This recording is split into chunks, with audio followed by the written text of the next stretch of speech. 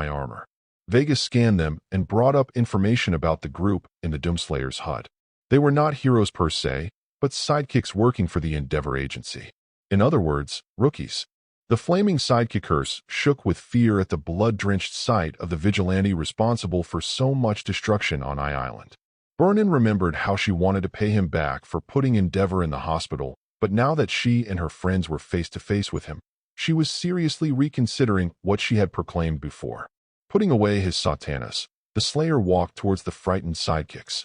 "SSS, stay where you are? Why, you're under arrest." Vernon stuttered as she and the other flaming sidekickers got into battle stances. The Slayer continued to stride towards them without a word. Vernon reached her hand up to her flaming, light green hair and yanked out a bladed weapon made out of fire. "Flame on." With a yell, she charged towards him with her team following behind her. Vernon swung her weapon across the vigilante's chest, and her eyes widened when it did absolutely nothing to his armor, just as he grabbed her by the throat and smashed her face first into a wall. As she crumpled to the floor, Kido and Anima rushed in and tried to attack him, only for the Slayer to grab them by the scruff of their uniforms and fling them up into the ceiling where their heads slammed against the tiles. Horse Torch lowered his head and unleashed a gout of flame from his mane directly at the vigilante. The flames harmlessly glanced off his Predator suit, and the Slayer backhanded Horse Torch into a wall. Stepping over the unconscious sidekicks, the Slayer jumped down the stairwell all the way to the ground floor. He then left the apartment, got back on his rampart, and left into the night. Musudafa West Side, 11:23 p.m. In a seedy alleyway, two thugs guarded a large steel door to a hidden gang hideout. The two thugs were wearing loose-fitting street clothing and had quirks that gave them insect features. One had antennae while the other had compound eyes. They were members of the Pesticides, a gang predominantly consisting of villains with insect-based quirks. The goons were on the lookout for any intruders, but that didn't stop one of them from voicing his thoughts. "Hey, when do you think the boss is going to give the word? I thought we were supposed to be raising hell. He's fiddling with something that'll blow the MT Lady Agency sky high. I'm still wondering why it's so quiet. I thought the other gangs would have got started by now. Doom 2016. If you're looking for a fight."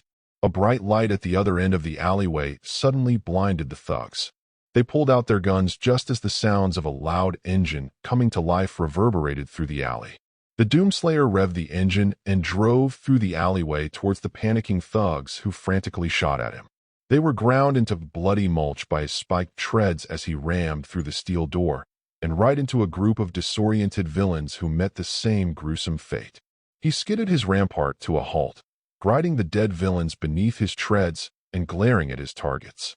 There were over 34 hostiles stunned and disoriented from the sudden intrusion and mutilation of their comrades. All of them had insectoid features. Their boss, who had the head of a Goliath beetle, pulled out his pistol. "Kill his ass." The Pesticides grabbed their weapons and unleashed a hail of bullets at the Slayer, who got off his bike and calmly walked over to a forklift as the bullets shattered against his armor. He grabbed the forklift with one hand and effortlessly threw it across the room at the gang. The right fork impaled one unlucky sap, while the left fork speared into the leader's leg. The forklift smashed into the wall, pinning the leader against it as he yelled in pain. The Slayer darted towards the villains and grabbed one by the leg, using him as a human club. He smashed the screaming thug against his buddies, the force of the impacts gruesomely pulverizing them into mangled heaps. He chuckled away the dead, broken thug he was using as a club just as a villain with his arms covered in some kind of carapace grabbed a modified M2 Browning converted for handheld use and depressed the trigger to unleash a torrent of 50 caliber rounds at the Slayer. As the rounds ineffectually compacted against his suit, the Hellwalker snatched a pistol from the floor and flung it at the stag beetle villain like a throwing knife. The gun impaled right into the villain's face, causing the frontal portion of his skull to cave in and his brain to explode out of the top of his head. The Doomslayer picked up a crowbar from one of the crates lying around and charged at the gang members who were still trying to gun him down. The air was filled with the sickening sounds of carbon steel impacting against human skulls. Each blow obliterated their heads, sending blood and brain matter splashing to the floor. The Doomslayer got creative and shoved the claw of the crowbar into a thug's eye socket before prying his head open. He heard the furious roar of a gang member with the head of a Hercules beetle charge at him with his insectoid horn pointed right at him. The doomslayer tossed the crowbar away and grabbed the horn, stopping the villain dead in his tracks before breaking off the horn and slashing it across the villain's throat, ripping it open. As the villain collapsed, a female villain with praying mantis arms descended from the crate-lined shelves with a furious yell as she brought her arms down on the slayer. Unsurprisingly, the spines along her arms shattered against his suit. "What the fuck, Dash?" She blurted out right before the slayer grabbed her by the scruff of her shirt and headbutt her hard enough to make her head pop like an overripe zit. Taggart threw the severed horn at a goon who was trying to sneak up on him with a dinky little shotgun, impaling him right through the face just as he flung the headless corpse of the mantis woman at another gang member, splattering the both of them due to the force of his throw. The few remaining gang members who had not been bludgeoned to death dropped their weapons and fled to the destroyed entryway while screaming in terror. They didn't get far when the slayer drew his HAR and gunned them down, leaving no escapees. One other villain, an anthropomorphic mosquito, stayed behind and tried to ambush the slayer in a last-ditch sneak attack. He thrust his proboscis at the slayer, who easily caught it without turning around, broke it off, and shoved it right in between the villain's eyes. The appendage speared out the back of the villain's head, and the doomslayer walked over to the forklift, pinning the gang leader just as the body hit the ground. The leader struggled in a futile attempt to move the forklift off his impaled leg, but the slayer threw it off of him and grabbed him by the neck, hoisting him up until his feet were dangling in the air. Wait. Don't kill me. I'll pay you double, triple, whatever you want." The gang leader frantically begged as he struggled in the madman's grasp. Vega did the talking as usual. / "We are not going to kill you, / Why you're not? Oh, thank God, Dash. / "We were not talking to you, / The doomslayer tore off his head before he could say anything else, a fountain of blood gushing from his stump. He released the twitching, headless corpse to glance over his shoulder at the person Vega was referring to, a young boy, no more than 14 years old, and sporting tiny butterfly wings on his back, pointing a Glock 17 at him with shaky hands.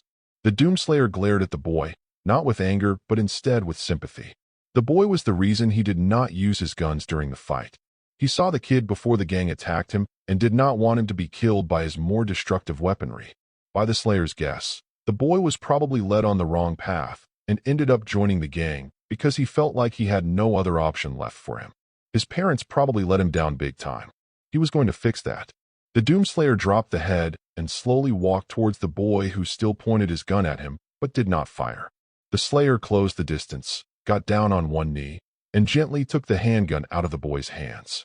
The terrified youth's face was a mix of confusion, relief, and unease. / "Go home to your parents. Think about your life choices and never join another villain gang again. / The boy shakily nodded and ran out of the entrance as fast as he could, discarding the cap adorned with the gang's symbol as he fled. The Hellwalker stood back up as he watched the boy disappear from view. Hopefully, putting the fear of God into that kid would put him back on the right path. He glanced down at the Glock in his hand, his mind drifting back to another distant memory. Earth Taggart residence. Sun Valley, Idaho. Many eons ago. Flynn poured himself a mug of coffee, savoring the smell as he took a swig. He went into the living room of his house, where he watched his son Billy glue himself to the television.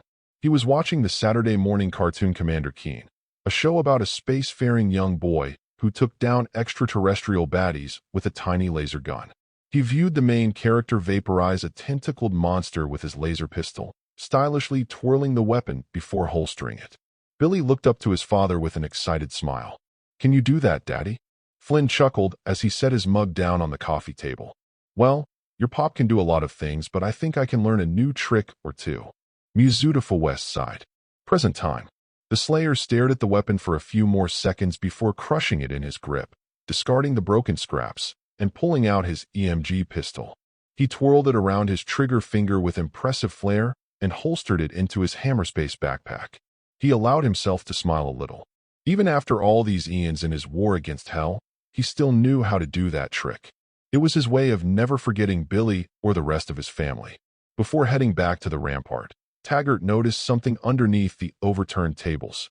He flipped them over and raised an eyebrow at the makeshift bomb on the floor. It was a large, white phosphorus tank shell with C4 plastic explosives duct taped to the sides. He picked it up and looked over the odd IED before shrugging and dispensing it in his Hammerspace backpack. Might come in handy somewhere down the road. He then got back on his assault bike and drove back onto the streets of Mizutofu to hunt down the remaining 3 gangs. No sooner than a few minutes after he left, C4 sped onto the scene. The first thing he saw before moving into the alleyway was a trail of bloody tracks leading away from the hideout of the pesticides. He cautiously entered the alley and saw the destroyed entrance and the multitude of dead gangsters inside the hideout, all of them horribly mutilated. Shit. C4 swore to himself as he ran away from the scene at blinding speed. As he ran, Rokuro wondered who or what could have torn apart those villains. But somewhere in the back of his mind, he had a pretty good guess. To be continued. Chapter 35. On the Hunt. Part 2. Mizutofu South Side. 11:45 p.m. Thank you so much for your help. A shopkeeper with 2 sets of fingers thanked the group of heroes as they cleaned up the debris from around his electronics repair shop and put them into a nearby dumpster. The explosion several days ago rattled some of the brickwork loose from my store. I greatly appreciate all of this. No problem at all, sir. Ms. Joke assured him while giving a thumbs up. She was a green-haired woman wearing an orange banda and a black sleeveless shirt that showered her well-toned arms. Her baggy shorts had a pinstripe design, while she wore padded yellow gloves with metal wrist guards and black boots. Us heroes are always willing to lend a hand. Emi Fukikato and her students had been busy for the past several hours, helping various citizens across the city and assisting local law enforcement. Since most of Mizutofu's pro-heroes had been incapacitated during the I-Island siege, the HPSC sent out a request for aid from various hero academies across Japan. Seijin, Isamu, Ci, Ketsubutsu, and Shinketsu were just some of the many schools that willingly pitched in to lend their assistance. As soon as the call went out, Ms. Joke picked out 4 of the best students in her class and headed out to Mizutofu. Do you need any more help from us? Tatami Nakagane kindly asked. She wore a pink and turquoise turtleneck bodysuit, matching gloves, and knee-high boots. Her ash-blonde hair had 2 clumps spiking outwards and her teeth were noticeably pointed. Oh, that's all right. I'm heading off to my brother's house until Mizutofu gets back under control, he said, pointing to his pickup truck parked nearby. Once things settle down, I'll come back and reopen my shop. Thanks for everything. He waved them goodbye as he went over to his truck. Stay safe, sir. Ms. Joke waved back. But that's when she suddenly remembered something and called after him. Oh, before you leave, you wouldn't happen to have seen any suspicious individuals around, would you? Emi had not forgotten about the HPSC advisory for the yet-to-be properly named vigilante responsible for the chaos on I-Island. The shopkeeper tapped his chin with his multiple fingers. Come to think of it, yeah? I have seen several thuggish-looking types darting around this area. Were they scoping out your store? Yoshindo questioned. He was a rather muscular young man with shaggy, unruly dark hair. He wore a gold guard jaw, 2 green straps over his shoulders that were connected to 2 black plates on his chest, baggy black pants, and pitch-black boots with metal soles. Nah, there's nothing in there worth stealing. He shook his head. They seemed to be in a hurry. One thing I noticed is that they were all heading in one direction. Can you point out where? Ms. Joke inquired. Yeah, they headed far deeper down south. Good luck with nabbing them. He encouraged them as he got into his pickup truck and drove away. What do you think, Sensei? Maybe some villains are gathering someplace. Shiki Makabe furrowed his chitinous brow. He was a humanoid boy with blue, rock-like skin with no visible nose, ears, or hair, but did have a jagged, mandible-like mouth. His hero costume was a simple black parka and white shirt with cyan jeans and thick ski boots with furred shafts. Probably. It wouldn't be the first time there was a villain gathering. Whatever they're doing, it can't be good considering the state Mizutofu is in. Ms. Joke surmised. Let's go investigate. Emi and her students set off deeper south in the direction the shopkeeper pointed them to. For a while, there was no suspicious activity.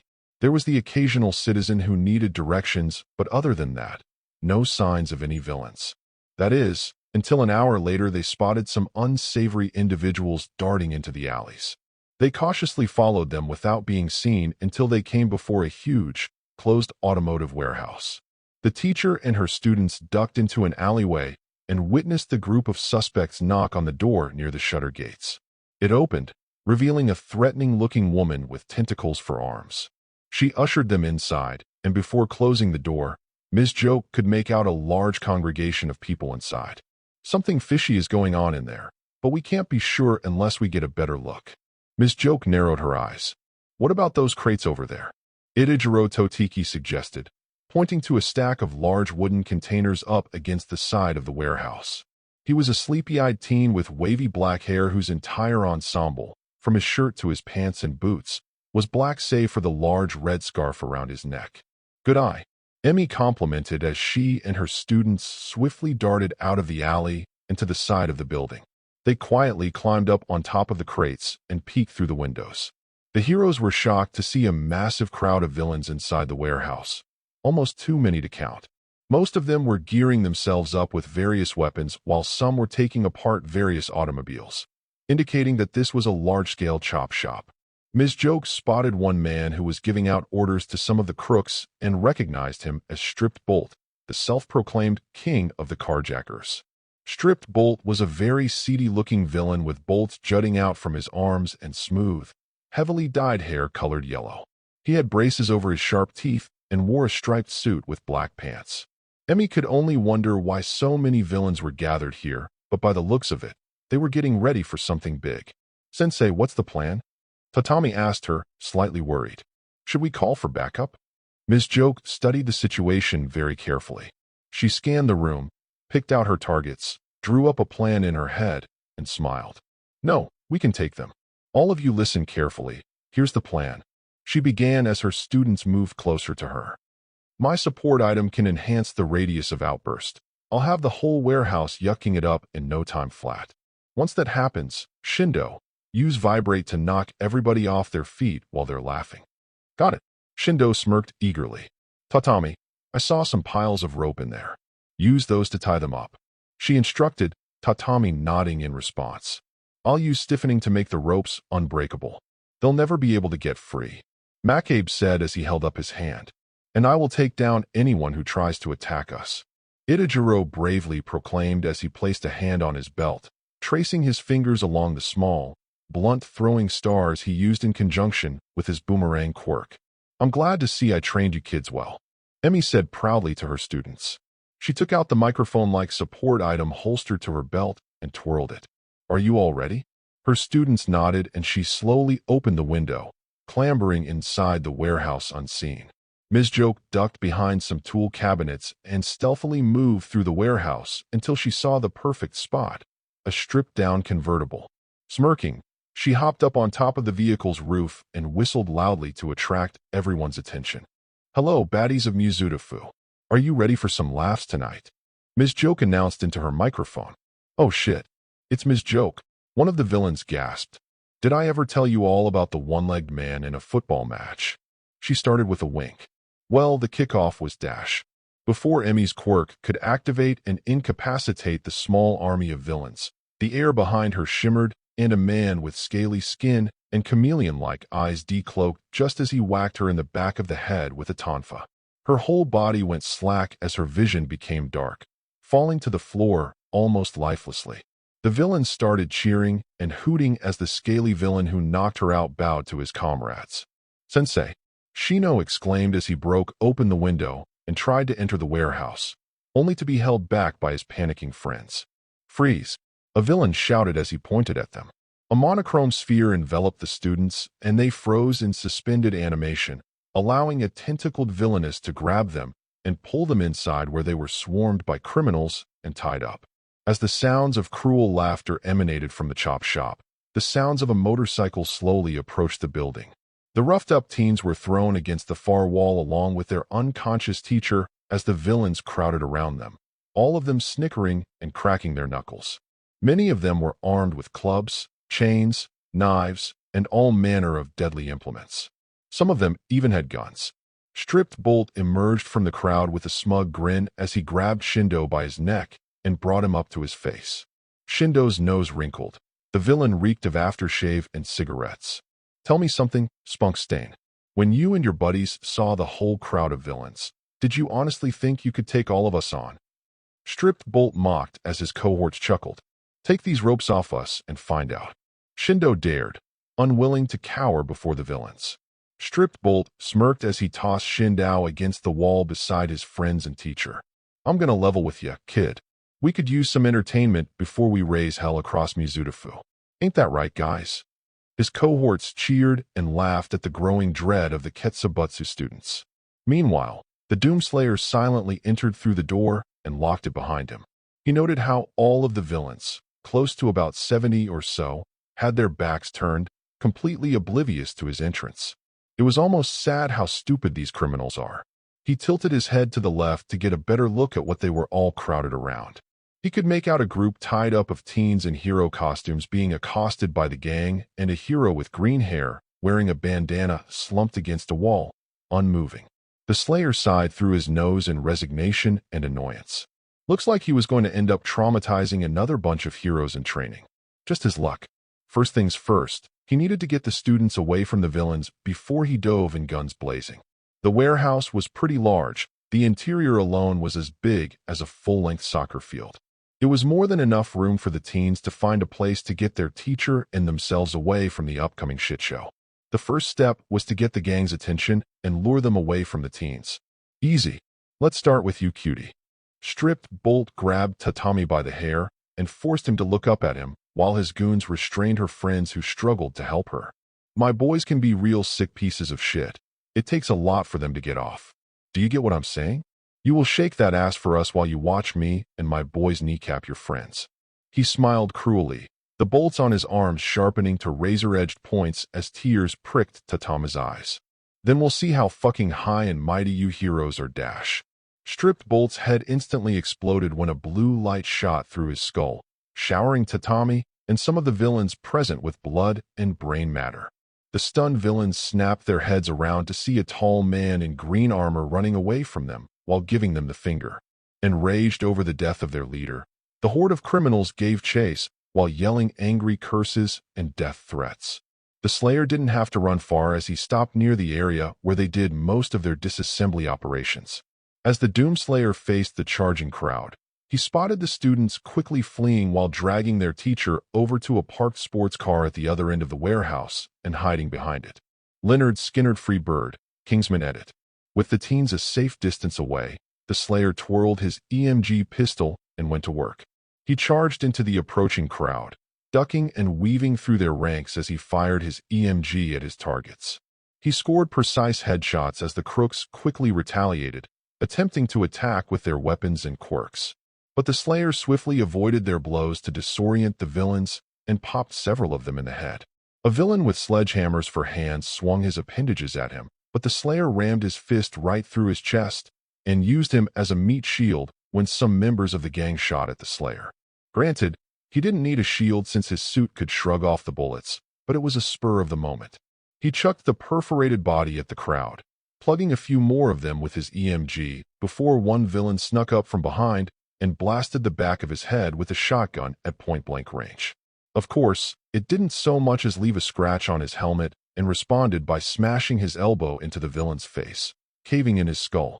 A goon with ram-like horns charged at the Doomslayer, but he shot him in the leg, causing the ram villain to tumble across the ground before the Slayer crushed his head under his boot. Taggart continued mowing down the villains with only his pistol, thankful that his weapon did not require reloading and he could shoot as much as he wanted to. Two crooks came at him with knives, but he easily tore open the throat of one of them and then ripped off the head of the other, throwing the severed skull at another scumbag which splattered his face apart on impact. The Slayer then kicked a partially disassembled car, propelling it across the warehouse and causing it to crush any villain unlucky enough to be in its path. He jumped atop the hood of a dismantled truck, pulled out his rocket launcher while equipping the lock on burst mod, and took aim. As soon as the crowd saw the weapon, they tried to flee in the opposite direction, but it was for naught as the Bane of Hell pulled the trigger. 5 rockets streaked out of the barrel and soared towards their targets. Multiple explosions rocked the warehouse as blood, bodies, and limbs flew through the air.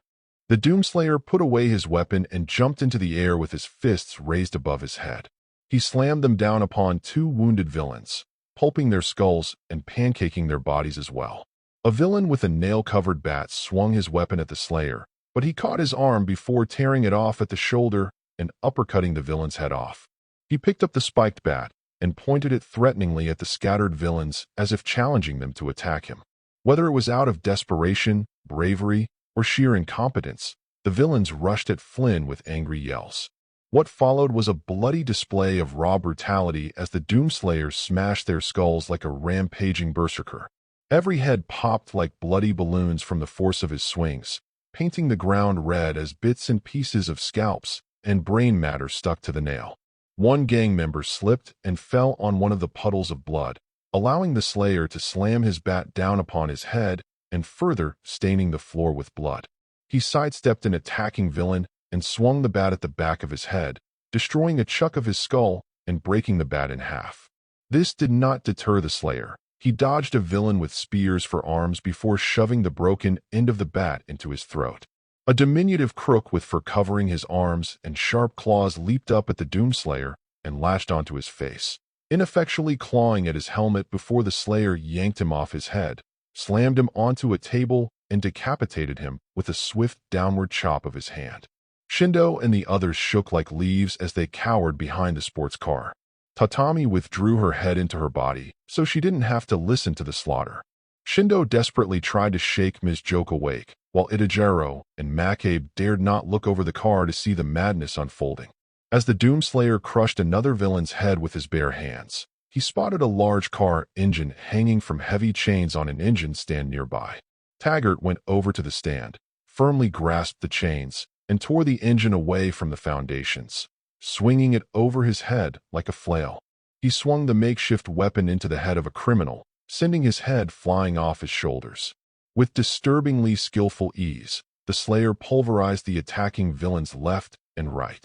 The air was filled with the sounds of crunching bone, snapping limbs, and heavy impacts against human skulls as the Hellwalker pulverized them without mercy. He swung his flail into the leg of a tall, bony villain with tusks, snapping his tibia before slamming the engine into the side of his head. The Slayer pivoted around to swing his weapon down upon the cranium of another target, crushing his noggin in front of his horrified comrades. Flynn felt a rush of nostalgia course through his veins as he smashed another group of villains. This reminded him of the time when he fought the demons on Argent Nur with his ball and chain, along with the saw shield. He had a lot of fun with that weapon. The chain eventually snapped, and the engine flew through the air into the face of a gang member, catapulting him into a wall and squishing his head. He dropped the chain and caught the hand of an assailant who tried to shoot him before shoving his fist into his stomach and tearing out one of his ribs. He stabbed the sharpened bone into the disemboweled villain's eye socket before ripping it out and slashing the throat of a felon who tried to attack from behind. He dodged another blow from a burly villain and stabbed the bone into the back of his head, then spun around and plunged the bone shard down onto the skull of a hapless thug. A villain with the head of a Dunkleosteus clamped his maw around the Slayer, only to reel back in pain when his teeth broke against his armor. The Doomslayer threw a right hook that tore off the villain's jaw, followed by a left hook that shredded the skin off his face, then finished with an uppercut that destroyed his head. The Bane of Hell grabbed an acetylene tank and a blowtorch from a nearby rack, having already hatched an idea the second he spotted them. He broke off the cap of the tank, flicked on the blowtorch, held the flame near the nozzle which was leaking gas, and a stream of flames engulfed a group of criminals. He swept the makeshift flamethrower from side to side, bathing the scumbags in flesh-searing fire. The villains screamed in agony as their skin was cooked off of their bodies, flailing around madly as they tried to put out the flames.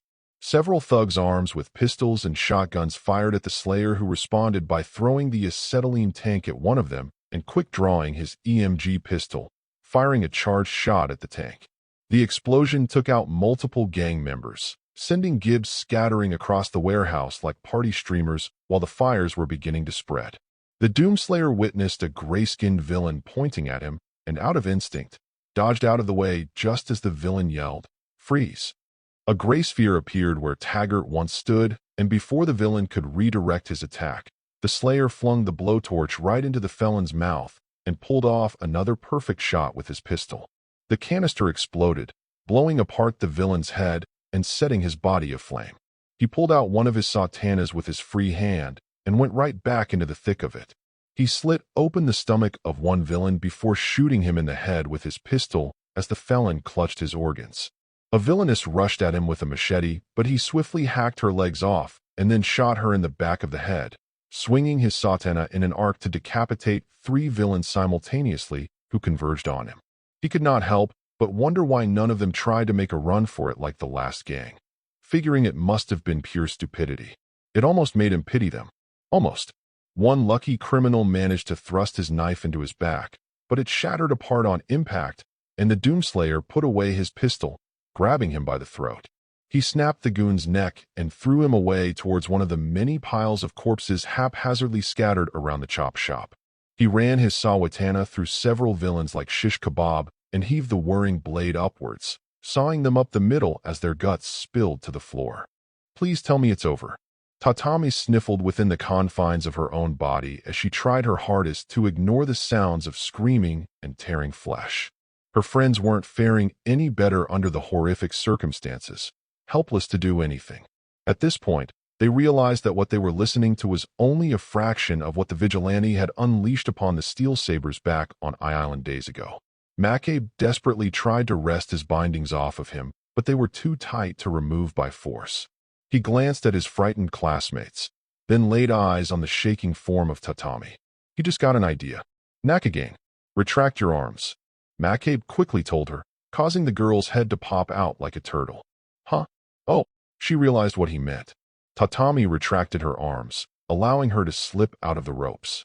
Once she popped her arms back out, she immediately went over to Shindo and tried to untie the rope around his wrists.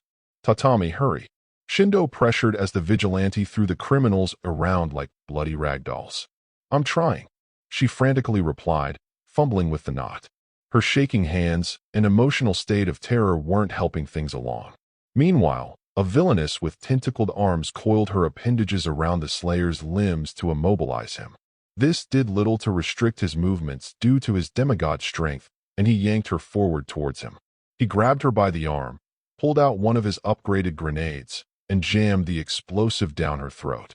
She only had a few seconds to utter a choked gasp before the grenade's pincushion function activated, causing multiple spikes to jut out of her neck. As she gargled on her blood, the Doomslayer reared his fist back and punched her in the spine so hard that it snapped in two. He then threw her like a javelin toward another bunch of villains who barely avoided the corpse as it collided with the far wall near some fuel drums, her body compacting like an accordion on impact. Tatami was making no progress on untying the ropes around Shindo's wrists as her hands were shaking far too much. Hey, the fuck are you doing? A villain angrily shouted as he pointed his gun at her, Tatami gasping in fright. The Slayer saw one of the criminals approaching the students with his weapon trained on one of them. He grabbed a discarded hatchet from the blood-soaked floor and threw it right at the gunman. The hatchet sailed halfway across the warehouse and embedded itself into the side of the villain's head. Tatami screamed as blood spurted onto her as the dead criminal flopped down face first onto the ground. Around the same time, the grenade the Doomslayer force-fed to the villainess exploded near the fuel drums. The explosion was both blinding and deafening as the few remaining villains were knocked off their feet, and more fires spread throughout the chop shop. The students ducked low to the ground, flinching from the noise of the explosion when it shattered the car windows. Out of terrified curiosity, Shindo peeked over the hood of the car he and the other hid behind to witness the gore-soaked vigilante pull out some kind of machine gun out of nowhere.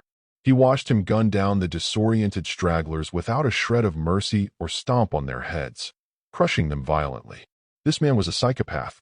No sane human being would do this to other people, no matter how bad they were. Spotting a shard of glass on the ground, Shindo carefully picked it up and used it to cut through the ropes as quickly as possible. The Slayer blasted the head off another villain before stashing his HAR away and picking up 2 heavy pipe wrenches. Deciding that it was time to mop up the stragglers, he went around bludgeoning the crooks who finally had enough common sense to flee. But none of them got far as he broke open each of their skulls as the slaughter reached a fever pitch. Each sickening impact brought a smile to his face, and he ruthlessly clubbed every criminal in his view. Some tried to attack him, but they were no match for the Hellwalker himself. He knocked off jaws, he shattered legs, he pulverized faces, he snapped arms, he ruptured throats. Every skill he learned back on Nur, he unleashed upon the grossly outmatched villains with unmerciful fury. The Doomslayer then threw the pipe wrenches at the last two villains, the tools caving in their faces. Shindo managed to get himself free and cut the ropes that bound his teacher and friends. Okay, let's get the hell out of Dash. Shindo, behind you. Itajiro shouted as he spotted the air shimmering behind his friend. The chameleon villain who knocked out Ms. Joke earlier leaped from his hiding place in the rafters above and dropped down towards the group, decloaking and brandishing his kukri while angrily screaming. Just before Shindo could do anything, a loud gunshot that sounded like a cannon blast slammed into his eardrums just as the upper half of the plummeting villain exploded in a shower of gore that rained upon the students. They stood still in open-mouthed horror as the lower half of the felon's body fell to the floor with a wet thud. They slowly turned their heads to the vigilante, who was clutching a smoking double-barreled shotgun. The Doomslayer reloaded his super shotgun and stashed it back into his hammerspace backpack. He stared at the shell-shocked, terrified heroes as Vegas scanned them to bring up their info. Yoshindo. Height, 5 feet 9 inches. Age, 17. Quirk. Vibrate gives him the ability to vibrate anything he touches and is strong enough to create tremors. Current status. Third-year student at Ketsubutsu Academy High School. Tatami Nakagame. Height, 5 feet 1 inch. Age, 17. Quirk. Telescopic, able to make her head, body, and limbs retract into themselves like a turtle. Current status. Third-year student at Ketsubutsu Academy High School. Shiki Makabe. Height, 5 feet 11 inches. Age, 17. Quirk. Stiffening grants him the ability to harden anything he touches, but it does not work on living things. Current status. Third-year student at Ketsubutsu Academy High School. Itajiro Totiki. Height, 5 feet 7 inches. Age, 17. Quirk. Boomerang can throw objects with incredible accuracy and change their trajectory in midair. Current status. Third-year student at Ketsubutsu Academy High School. Emi Fukakato. Height, 5 feet 5 inches. Age, 29. Alias, Smile Heroine Ms. Joke. Quirk. Outburst forces her targets to burst out into uncontrollable laughter, heavily impairing their cognitive abilities. Current rank. Number 34th ranked pro hero of Japan. The Slayer noticed that the fires were rapidly spreading and the exit was blocked off with flames. He went over to where the group was. They instinctively backed away in fear as Itajiro pulled their unmoving teacher away from him. But Shindo put up his dukes, ready to defend his friends and teacher if necessary, although a part of him knew that he would stand no chance against this maniac. Taggart closed the distance with Shindo and made a sharp left towards the wall. He swiftly kicked it down to make an alternate exit for them. He stepped away from the crumbling hole and motioned his head for the group to go through. The teens look at each other in confusion and apprehension before quickly carrying their teacher through the destroyed section of the wall, the Slayer following closely behind. They went around the building until they came to the front as the students gently set Ms. Joke down on the ground to inspect her injuries. She was still unconscious from the blow to the back of the head she received earlier, but was still breathing. Is she okay? Tatami shakily asked as she hugged herself, tears threatening to spill from her eyes. She has a minor skull fracture along with a concussion, /. The students jolted when they heard something speak to them in a robotic voice. They all looked up at the vigilante who loomed over them, blood dribbling down his suit. Support her neck and back while ensuring her head is tilted so that her airways are open. Local authorities are on the way. They will contact a hospital, /. The Doomslayer walked over to his rampart, which was sitting nearby. As he went over to it, he half expected the teens to try and stop him out of their moronic sense of heroism, but thankfully, they did not attempt to pursue him. He did feel some measure of guilt for butchering all those villains in front of them, but he had no choice in the matter and could only hope their capture by those criminal bastards would encourage them to take their eventual jobs as professional heroes far more seriously. He got on his bike and revved the engine, driving away from the shaken heroes in training and the burning chop shop. Shindo breathed with wide eyes as he witnessed the vigilante drive down the street in a heavily armed Akira bike. All that was running through his mind was not the slaughter he and his friends witnessed, but rather how utterly helpless he was to do anything about it. He could have used his quirk to at least stop the vigilante, maybe even free himself and his friends, but the sight of so much blood and gore had paralyzed him with terror. He stared down at his trembling hands, stained with flecks of blood as his friends tended to their teacher. As Itajiro waved to the approaching police cars while Tatami and Makabe tended to Ms. Joke, Shindo could only stare vacantly ahead. What the hell was that? To be continued. Chapter 36. On the Hunt. Part 3. Muzutafu South Side. 12:14 a.m. Come fly with me. Let's fly away, Hawks sang to himself as he soared through the skies above Muzutafu. If you can use some exotic booze, there's a bar in far Bombay. Having heard that song sometime in passing during his career, it became his theme song. It helped him relax, and it was sorely needed during these troubling times. Higo had gone straight to work after leaving the hospital a few days ago, and had spent most of his time cleaning up around the city or lending a hand to other heroes. He noticed that every hero he encountered during his patrols was heavily fatigued, indicating they were overworking themselves. Being exhausted during a patrol was one of the biggest mistakes you could make as a hero. You needed to remain focused and alert if you ever wanted to survive in this profession. Hence, Higo always took the time to rest up and sleep when he was done doing a series of patrols. So far, things were going smoothly on his patrols. Catch a few looters, help a few civilians here and there, and offer assistance to any heroes.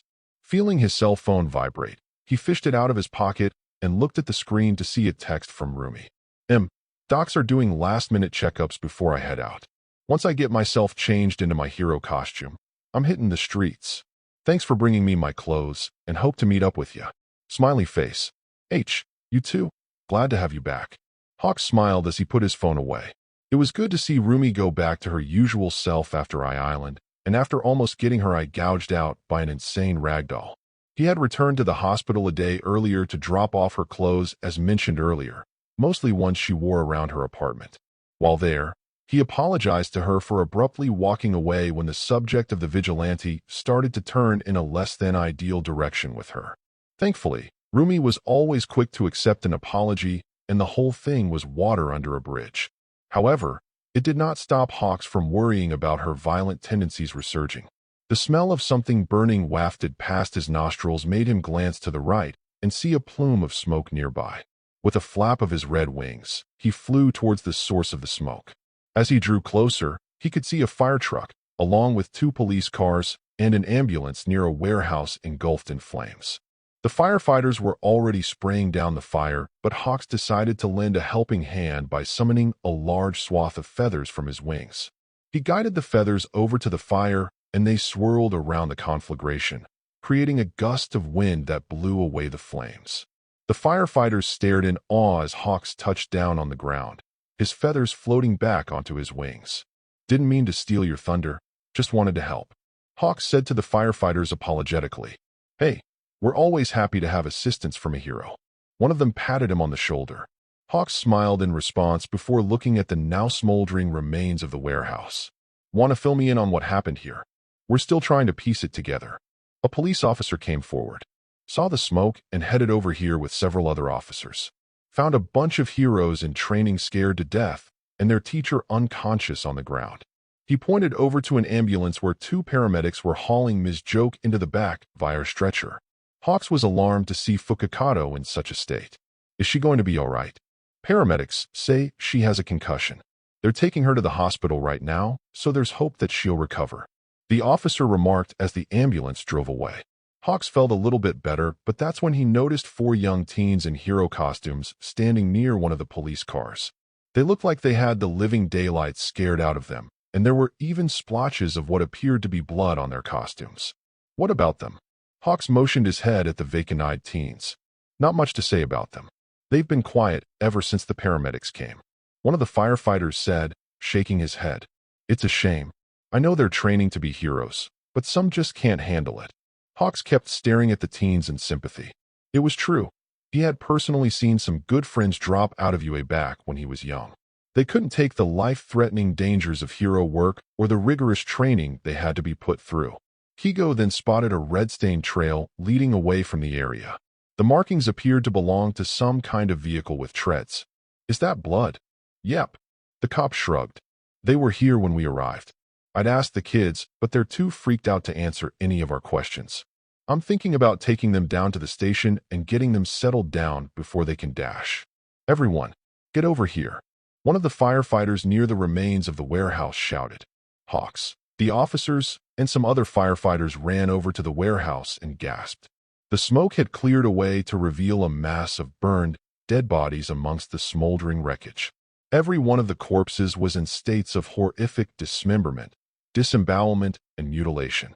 There were weapons scattered around the ground along with severed limbs and even heads. Everyone stared in open-mouthed horror.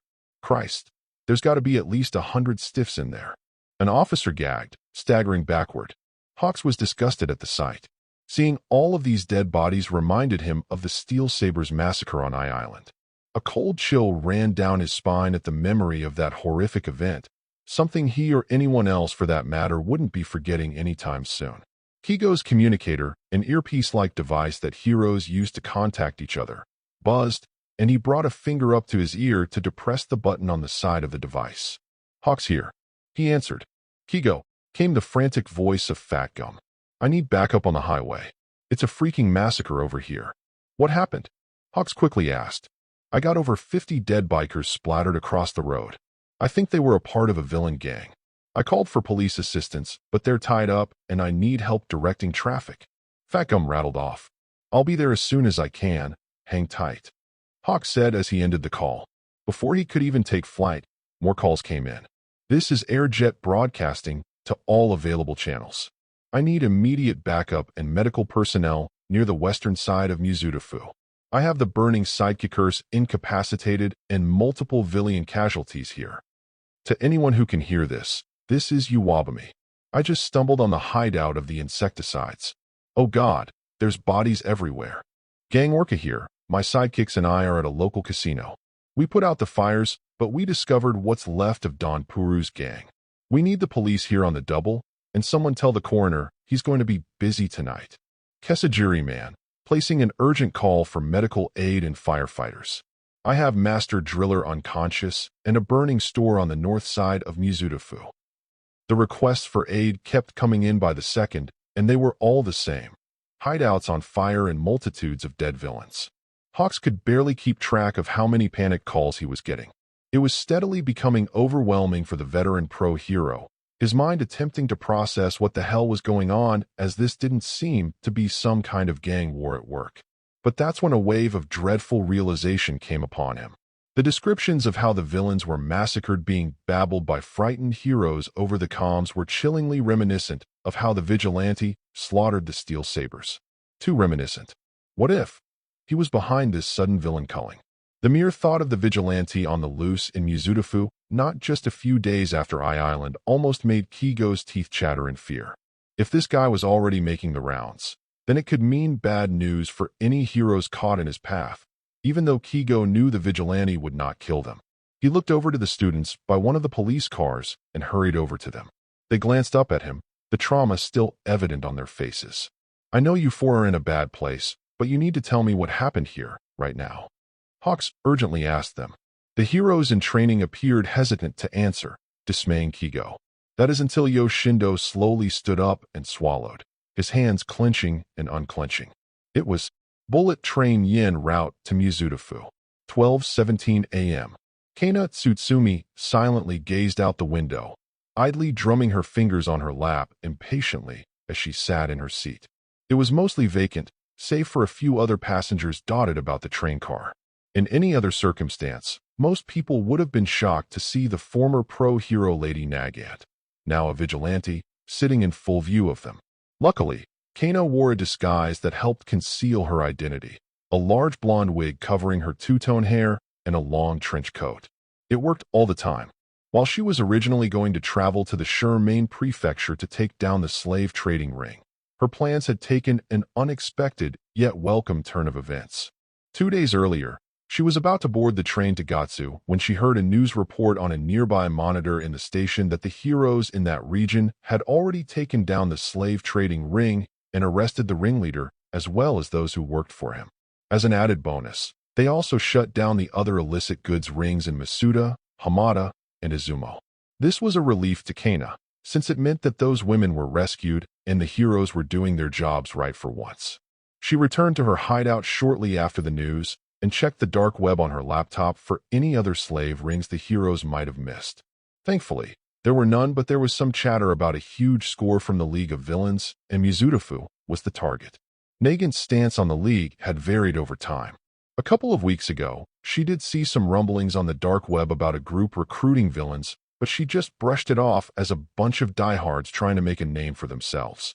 It wasn't until after they managed to attack UA that she considered them a potential threat. But she was too focused on other matters, namely taking down other villain groups that dealt in prostitution and human trafficking, to consider going after the LOV. But now they were gearing up for something big, and while there weren't any details, Kana knew there would be a body count, and she decided to head out immediately to Mizutofu. She kept her wig, coat, and her concealed boost boots, but left the duffel bag and spare handgun back at her hideout, since time was of the essence. Nagant went to the nearest train station and booked a bullet train to Mizutofu. Since bullet trains were now built with the most advanced technology available, they had become the fastest method of transportation in Japan. Kana took periodic naps and ate very little during the ride there. As she watched the buildings zip by the window, Nagant felt a twinge of anxiety. She had a lot of memories about Mizutofu, but all of the good ones had been buried under a mountain of bad ones when she left heroism behind. The familiar voice once again echoed in her mind. Kana, wait. Listen, I know you're hurting and I can help you, but you can't just go off half-cocked like this. What are you doing? Oh God. No. Kana, not like this. No, stop. If you go out there with that gun, they're going to nail you to the Kana. She was taking a pretty big risk coming back to Mizutofu. But she would be damned if she let any of her former friends die at the hands of villains. Msatafa Lower South Side. 12:19 a.m. The doomslayer drove down the empty streets of Mizutofu, focused on eliminating the last two gangs. As he passed an intersection, the sounds of a police siren approached him from behind. The squad car tailed behind the rampart as the external speakers on the roof of the car blared at him. Pull your vehicle over to the right immediately. Taggart responded by slowing down and maneuvering his rampart next to the car. The officers in the squad car gasped in horror when they recognized who he was, and before they could react, the Slayer thrusted his fist right into the hood and tore out the entire engine. He chucked it over his shoulder and drove away from the cop car as it slowly ground to a halt. The officers stared bug-eyed at the armored motorcycle as it made a sharp left down the street and disappeared from view.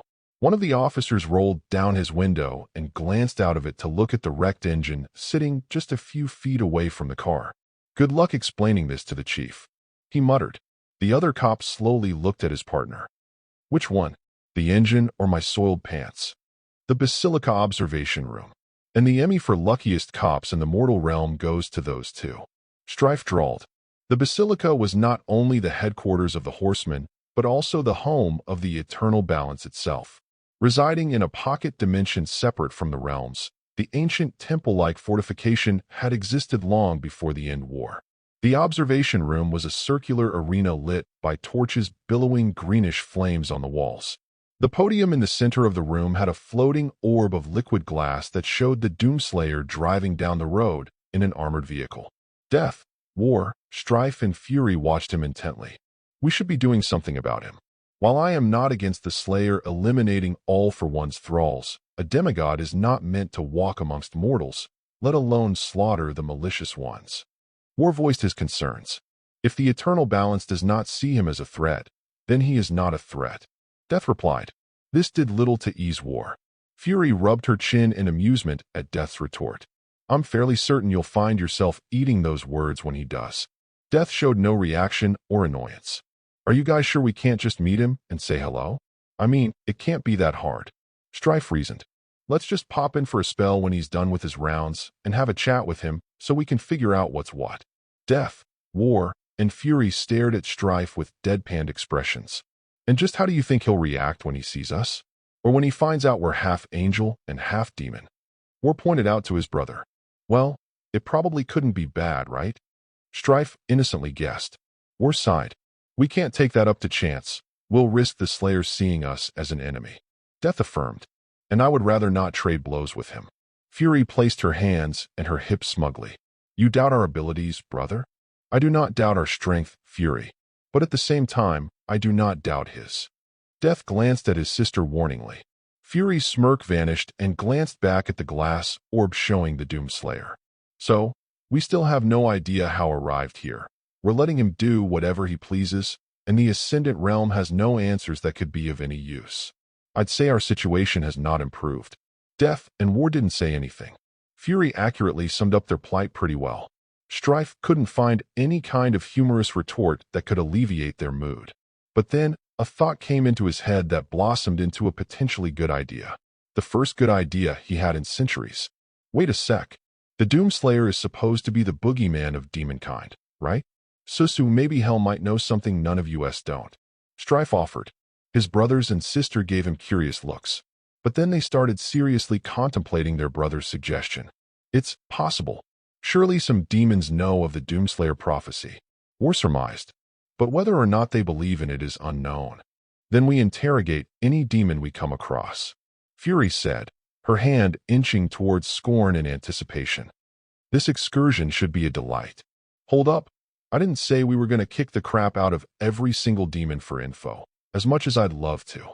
Strife held up his hands. We already know two that can help us. Fury sighed in annoyance.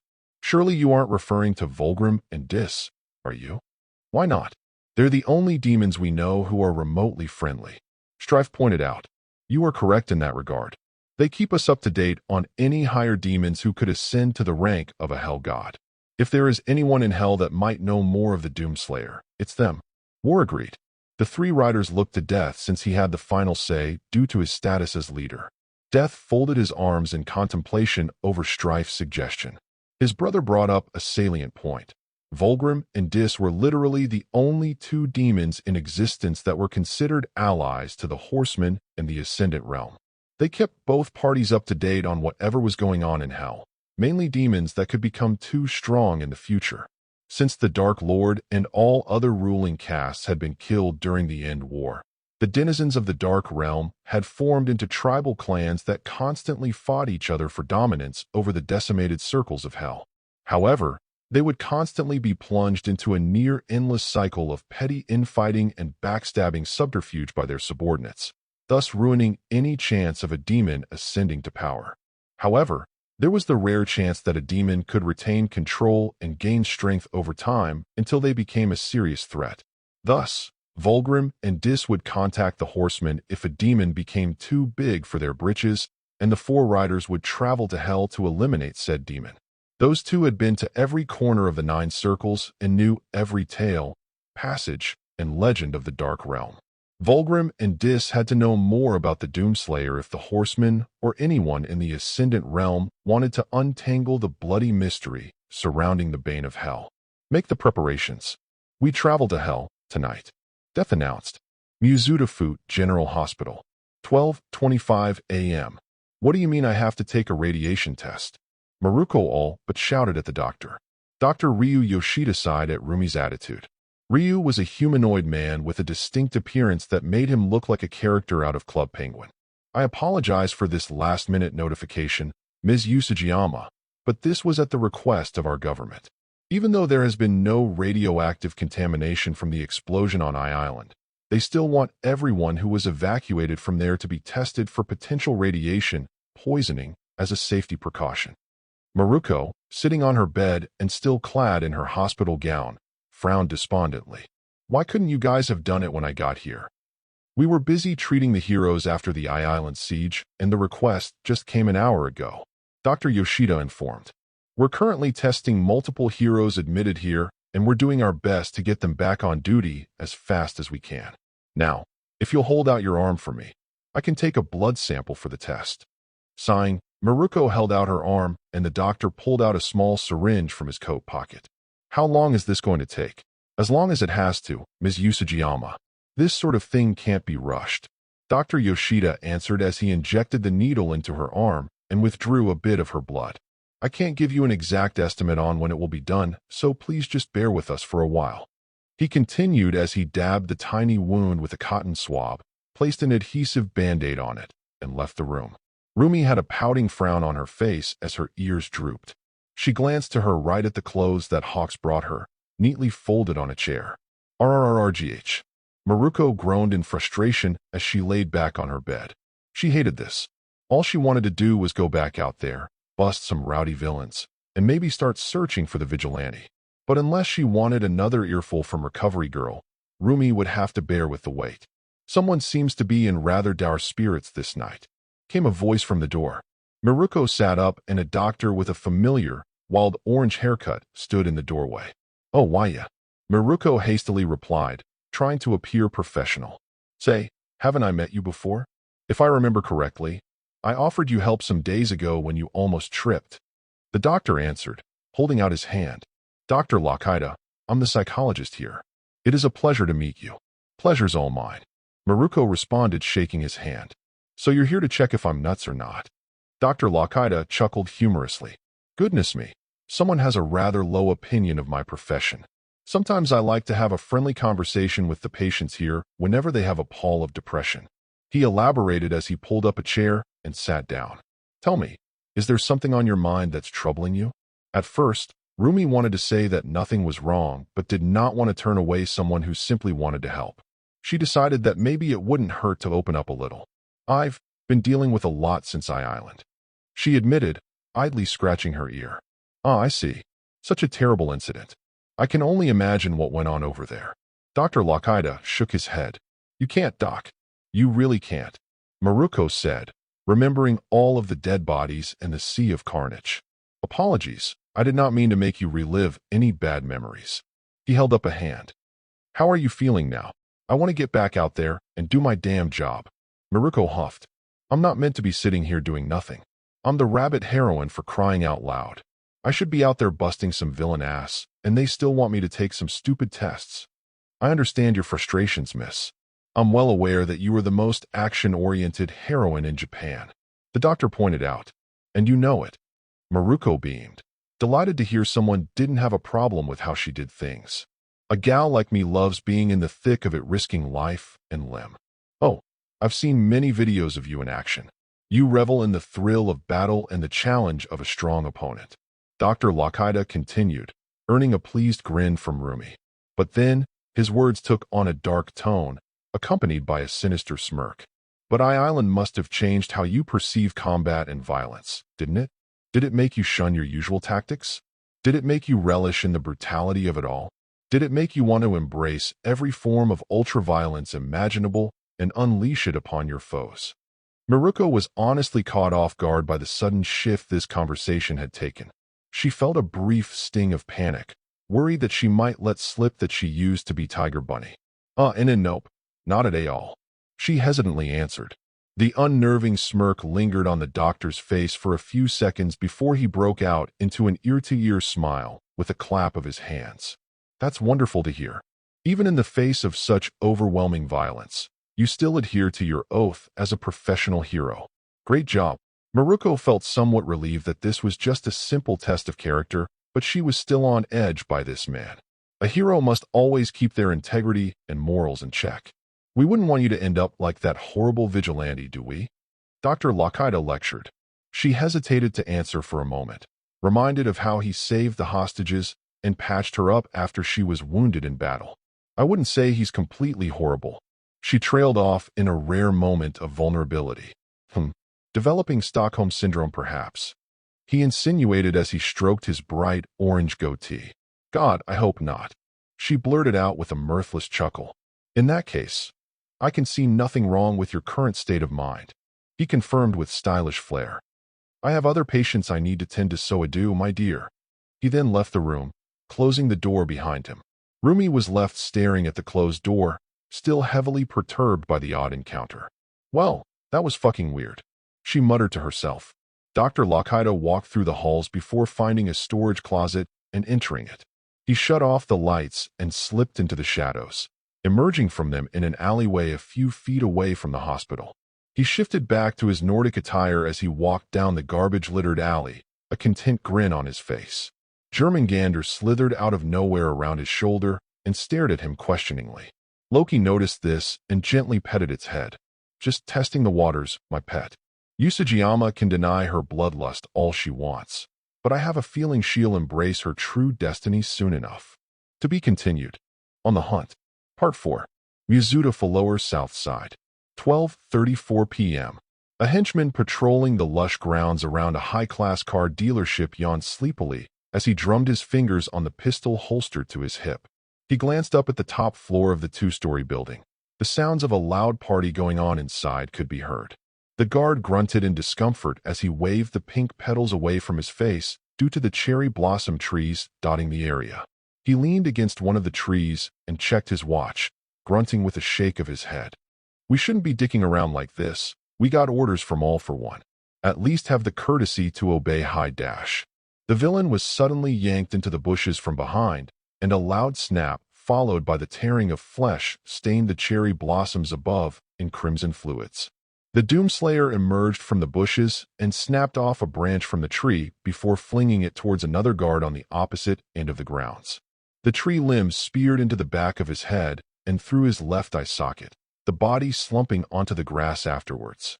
Taggart walked through the small park until he came to a lot where dozens of antique sports cars sat in their space with extravagant prices stamped onto the hoods.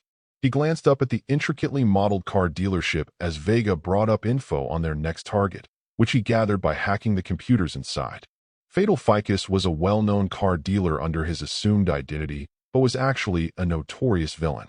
He would sell cars containing drugs to other villains, which in turn funded his covert criminal activities, and since he was working for the LOV, some of that money received from the deals went to AFO as well.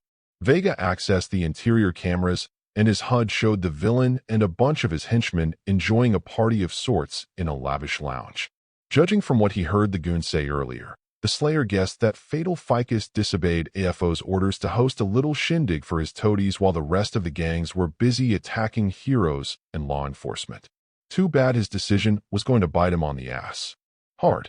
With Vega's scans showing no other guards outside the building, the Doomslayer quickly made his way through the grounds and parking lot before coming to the front door. He pulled out his super shotgun, silently pushed the glass door open, and peered inside. Most of the lights were off in the reception area, but some parts of the main interior showcasing all the luxury cars were still on. He entered the building, passed the receptionist's desk, and walked through the exhibition area. He kept his eyes peeled for any signs of armed guards. It wasn't like him to take up stealth again, but it helped add some variety to his little villain hunt. He eventually came before a set of stairs looping upwards around a large column with a dumbwaiter installed into the pillar's base. He could hear the sounds of a party going on upstairs and was about to ascend the stairs when he heard someone walking down the steps. With his previous instincts as a special forces soldier kicking in, Taggart backed away and ducked behind an antique 1995 Corvette. A suit-wearing henchman with a goatee, fish-like scales around his neck and wrists, and a surly demeanor stomped down the stairs towards a set of double doors near the cafeteria. "What the hell is taking those dumbass so long?" he grumbled to himself as he kicked open the doors. The Slayer narrowed his eyes. "Hey, slop slingers. What's the fucking holdup?" The goon shouted to a group of frightened chefs within the establishment's kitchen. 5 chefs were frantically trying to cook a meal for the gang upstairs. They had already prepared appetizers along with a wine bucket filled with ice and champagne, but the main course was taking longer than expected. "We're going as fast as we can." The head chef, a tall yet slightly overweight man with porcine features, hurried with his culinary task. "This is a difficult meal to prepare. Not my damn problem. Hurry up, or the boss is going to get pissed." The criminal snorted as he started to head for the door. "Well, what more do you want from us?" The head chef finally mustered the courage to snap at the villain. "Your boss works us all half to death. He won't let any of us go back to our homes, and he constantly dash." "I'm sorry. Is that the sound of someone who wants to see their little girl in tomorrow's obituaries?" The thug threateningly intoned as he held a hand up to his ear. The head chef instantly went silent. Then, he hung his head in defeat with a look of anguish. The other chefs had the same reaction. The henchman turned around and walked back to the head chef with a victorious grin. "That's what I thought," he said snidely, and he smacked him across the face. The chef felt tears well up in his eyes from the sting of the smack, but suddenly donned an expression of shock. when he saw someone silently enter the kitchen and close in on the villain from behind. The same goes for the rest of your staff, fatty. We know where all your families are, and if none of you play ball, they get axed. We own you, Dash. The henchman's rant was cut short when the Slayer grabbed him by the back of the neck and plunged his head right into a nearby deep fryer. The goon flailed and thrashed his arms, his head submerged in boiling oil as the Slayer held him down. The kitchen staff's screams of fright were thankfully drowned out by the party going on one floor up. Grabbing a butcher knife from a rack, Taggart plunged the blade down into the villain's face and killed him instantly as the bubbling brown oil turned a dark shade of crimson. The Slayer released the dead villain and the body crumpled to the ground. His head was a horrifically burned mess with a knife sticking out of his forehead. "Oh my God, why, you're him." The Doomslayer heard a frightened voice from behind. He glanced at the group of chefs huddled together as they cowered in fear before him. There were 5 of them dressed in white cooking attire, and there were noticeable bags under their eyes, a sign that they were being overworked. His attention turned to who he assumed to be the head chef, a large, portly man with a pig's nose, pig ears, and bushy black eyebrows. The Slayer took one step towards them, and they all jumped back in fright. No, please. We're not with them," the head chef frantically exclaimed, holding up his hands. "My name is Haruo Matsumoto. My staff and I were forced to work for them. Would you care to elaborate? / Briefly startled by the artificial voice coming from the vigilante, Haruo swallowed before speaking. "Fatal Ficus heard about how successful my catering service was, and we were hired 2 months ago. But since then, he won't let us return to our families because his men are watching them. If we don't keep up with his demands, or even try to go to the authorities, he'll have them killed. We've been held hostage ever since." The Slayer understood their plight. He glanced up at the ceiling as the party went on unabated upstairs. As Fatal Ficus recalled all of his men here, / "Why, yes." Haruo nodded. He suddenly wanted to host a party, so he called everyone working for him to join. / "Then there is nobody to threaten your families right now. We have terminated the guards patrolling the building outside. Please vacate the premises out the front door in a calm and organized manner, / The eyes of Haruo and his staff widened as they slowly realized that this was their chance to finally be free from Fatal Ficus and return to their families. While most of them were hesitant that their savior was a violent madman who decimated Island, they were nonetheless indebted to him for freeing them. But what if they try to come after us again?" one chef asked, holding up a finger. The Slayer slowly turned his head at the man who gulped. "They won't, / Haruo felt himself grow queasy when he knew from that statement alone that the vigilante would horribly butcher Fatal Ficus and his gang just like he did to the Steel Sabers. But he wasn't going to let this one chance for him and his staff to escape slip past his fingers, so with a shaky nod to his staff, they quickly and quietly moved past the Slayer and out the door. As the group made a break for the front entrance, Taggart glanced over to the wine bucket and hatched an idea. He took out the wine bottle, dumped out the ice, and placed several of his grenades into the bucket. He then grabbed a bag of ice on the counter and dispensed it into the bucket to conceal the grenades at the bottom, followed by placing the wine bottle on top of the ice and then tying the decorative string attached to the bottle around the pin on one of the hidden grenades. As much as he wanted to use the improvised bomb he nabbed at the insecticide's hideout, it probably wouldn't fit in the wine bucket, and he didn't want to waste it on simple crooks. The Doomslayer exited the kitchen and back into the exhibition area, heading over to the column with the dumbwaiter. He placed the booby-trapped wine bucket inside and hit the button where it was sent up to the party above. He went up the stairs around the column and stopped halfway up the steps, waiting for his chance to strike. Flynn caught a glimpse of one of the thugs walking down the stairs, and he swiftly grabbed him by the neck and swung him down onto the railing, snapping his spine in half. As the dead goon comically slid down the railing, the Doomslayer drew his HAR and a hologram projector while waiting for the trap to be sprung. Soon enough, several loud explosions rocked the building as the music was cut off and replaced with the dying screams of villains. The Slayer threw down the projector and raced up the stairs just as the hologram activated, which followed him. The Slayer arrived at the top floor along with the hologram, and they wasted no time gunning down the disoriented villains in a blaze of gunfire. The room was a mess with scattered furniture on fire, bodies of criminals ripped apart by the explosions, shattered drink glasses, smoke, and debris.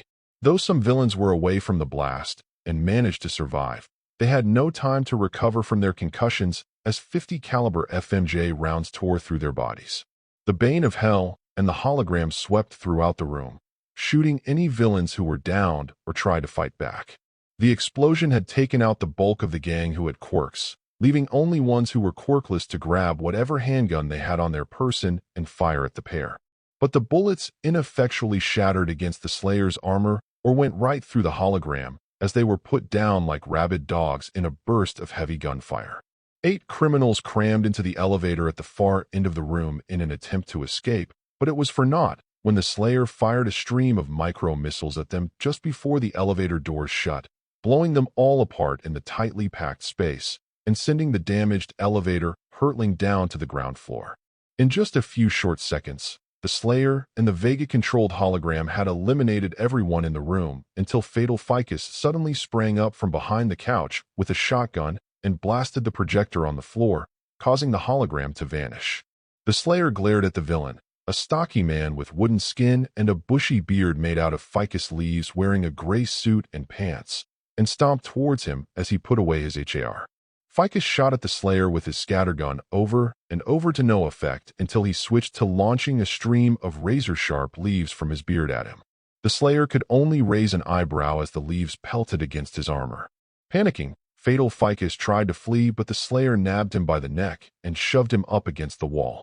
Ficus transformed his fingers into wooden stakes and thrust them at the Doomslayer's head, but he thwarted his attack by grabbing his wrist. The Great Slayer ripped off his hand, eliciting a scream of agony from the villain, and then shoved the pointed stakes right into Ficus' groin. "Ooh, heg!" Fatal Ficus howled, his voice rising in pitch right up until the Slayer extracted the villain's hand and shoved the wooden stake right up into his throat, which speared into the roof of his mouth. The villain uttered a death gurgle as he slumped to the floor, another victim of the Slayer's wrath. Taggart cracked his neck. Now there was only one more gang to go, and he'd ruin AFO's plans for Mizutofu. As he made his way over to the stairs, he caught sight of movement out of the corner of his eye. He went over to a small office, most likely belonging to Fatal Ficus, over on the right side of the room, and entered through the shattered glass door. The desk and chairs were flipped over from the explosion, but at the end of the room was a terrarium that held a hissing cobra. But what caught his attention was the black and white rabbit in the corner of the terrarium, shaking like a leaf. The cobra was poised to strike, and the Slayer bolted towards the terrarium, smashing his fist through the glass and grabbing the snake by the neck. It hissed at him, but the Doomslayer snapped its neck with a flick of his thumb and tossed the dead reptile away. Clearing away the broken glass, Flynn checked up on the rabbit, which was thankfully unharmed but frightened from the chaos. In an extremely rare display of tenderness, the Doomslayer slowly extended a hand toward the rabbit in a non-threatening gesture. The rabbit shivered with fright until the Slayer gently petted its back. He stroked its fur as its shaking slowly subsided and switched to scratching its chin. The rabbit nuzzled against his hand affectionately, unintentionally triggering past memories for the Hellwalker. Earth Sun Valley, Idaho. Taggart residence many eons ago. A rabbit? You want Billy's first pet to be a rabbit. Emily chuckled as she rummaged through the kitchen pantry. Why not? They're low maintenance, quiet, great with kids, and they can live as long as cats if you take care of them right. Flynn explained as he grabbed a head of lettuce from the fridge and plucked off a piece of it. But they still poop. Emily added humorously. They're just pellets. Flynn scoffed with a wave of his hand. But honestly, I think it will be great for Billy. Daisy is still a kid, so she'll be with our son for most of his life, so it all works out if you think about it. Emily smiled warmly as she ran a hand across her stomach, now 4 months pregnant with their child. Well, you're the rabbit expert. If you think Daisy will be a good companion for our son, then I'm behind that 100%.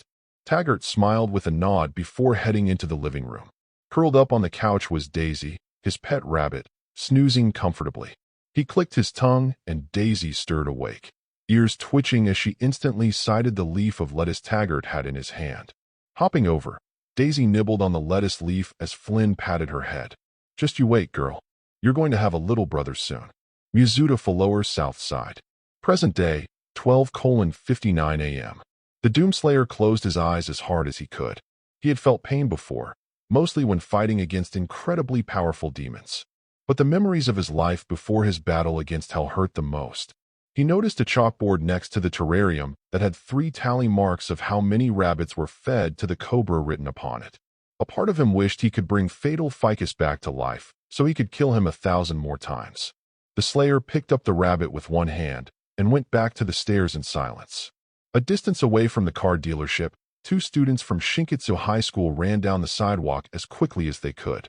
There, I swear, I heard gunfire coming from somewhere around that spot. Inasa Yurashi said as he pointed at the car dealership up ahead. Are you, sure we want to be diving right into the thick of it? Kami Utsushimi wondered as she ran alongside her boyfriend. We totes should have asked Seiji or Mora to come help. They have their hands full helping out some sidekicks. And besides, we've got this covered. He then spun around to give Kami a thumbs up with his trademark, hot-blooded grin. Villains will think twice when they try to go up against Shinkitsu's top students. Kami's sweat dropped. That smile's kinda cringe, babe. Oh, come on. Let's just see what's wrong. Inasa quickly replied as he and Kami arrived at the dealership. The first thing they saw was smoke rising from the shattered windows of the building and a bunch of people dressed in white peering out from behind a tree. They look like chefs. Kami tapped her chin. Kinda sus if you ask me. Inasa narrowed his eyes at the suspicious situation and crossed the sidewalk to the lush grounds near the dealership. As soon as he neared the group, he cleared his throat to get their attention. Excuse me, guys. Do you mind telling me what's going on here? The chefs were momentarily startled as they turned around to see the 2 teens before them. Are you 2 heroes? One of them asked. Duh. Kami replied as she pointed to herself and Inasa. Are you guys in trouble or something? The chefs glanced at each other, unsure of how to tell them that they had already been saved. Not by a hero, but rather from an insanely violent vigilante that, if the news reports could be believed, could hold his own against multiple top-ranked pro-heroes and All Might himself. We were taken hostage by villains. This was their hideout dash. Villains? Where? Inasa suddenly shouted, winds billowing around his body as everyone shielded themselves from the sudden gusts of wind. Whoa, little quick to the trigger there, bae. Kami complained as she tried to keep her hat on. Wait a sec. Haruo came forward. We're okay. We were already saved. It was he was cut off when the sounds of heavy footsteps cut through the air. They were at a steady pace, slowly approaching the group as a cold chill washed over them all. Inasa and Kami turned around and saw to their shock the vigilante responsible for butchering the steel sabers and destroying Island. Kami fearfully backed away while Inasa immediately ceased using his wind quirk, his bravado replaced by near-pants-wetting terror. He drew closer, his blood-stained visage coming into view and further scaring the 2 teens, until their fear switched to confusion when they saw the small, black and white rabbit nestled in his hand. The slayer grew annoyed at the sight of yet another group of heroes here to stop him. The boy was a somewhat tall and well-built young man with steely eyes who wore a heavy burgundy coat and pants, a heavy glove on his right hand, and multiple propulsion mechanisms around his feet and arms. The girl was quite curvaceous for someone her age and had light brown hair, large eyes, and glossy lips. Her attire did not leave much up to the imagination, consisting of a black catsuit with a zipper running down the middle to expose her cleavage and white-heeled knee-high boots. One thing that the 2 had in common was the black hats they wore with an S symbol imprinted on them. Vega scanned them for info as usual. Inasa Yurashi. Height, 6 feet 3 inches. Age, 17. Alias, Gale Force. Quirk, Whirlwind grants him the ability to manipulate air currents for offensive purposes and can also use them to fly. Current status, 3rd-year student at Shinkitsu High School. Kami Utsushimi. Height, 5 feet 3 inches. Age, 17. Alias, Iliso Kami. Quirk, Glamour allows her to breathe mist-like vapors capable of creating visual, auditory, and sensory illusions. Current status, 3rd-year student at Shinkitsu High School. The doomslayer turned to the chefs and nodded to them, his way of expressing his satisfaction that they were safe. Haruo nodded back shakily as his entourage hid behind him. He strode past Inasa and Kami to his rampart, which was parked nearby, ready to take out the last gang. Hold it! A loud voice made him stop in his tracks out of annoyance. He slowly looked over his shoulder at Inesa, who was in a combat stance and had a cocky grin on his face. The Slayer gave him a lazy, uninterested glare. He wondered if this kid truly believed he could take him on, or if he was just plain stupid. He could feel the rabbit paw his hand and decided that he had to leave the rabbit behind, even though he did not wish to part with it. Taggart had to drop it off somewhere safe since he was pressed for time, but finding a place for it was something he did not have an answer for. But his gaze did linger on the hothead daring to fight him. If you think we're going to let a head case like you roam free, think again. Inesa boldly proclaimed as the wind started to pick up again. So bring it on, Dash. Whoa. No. Cammy uncharacteristically exclaimed as she grabbed Inesa by his enlarged glove. Nope, we are not doing this. Wah, Dash. Cammy, what the hell? Isana tripped over his words. We can't let this nut walk away. Dude, I'm serious. This guy looks like he's DTFSU for realsies. Cammy replied in a very serious tone, starkly contrasting with her normally ditzy personality. Wait, he saved us. Haruo called out to the pair. They looked at him in confusion as he began to explain. Like we said, we were held hostage because villains were threatening our families. But he rescued all of us and protected our loved ones by wiping out the whole gang.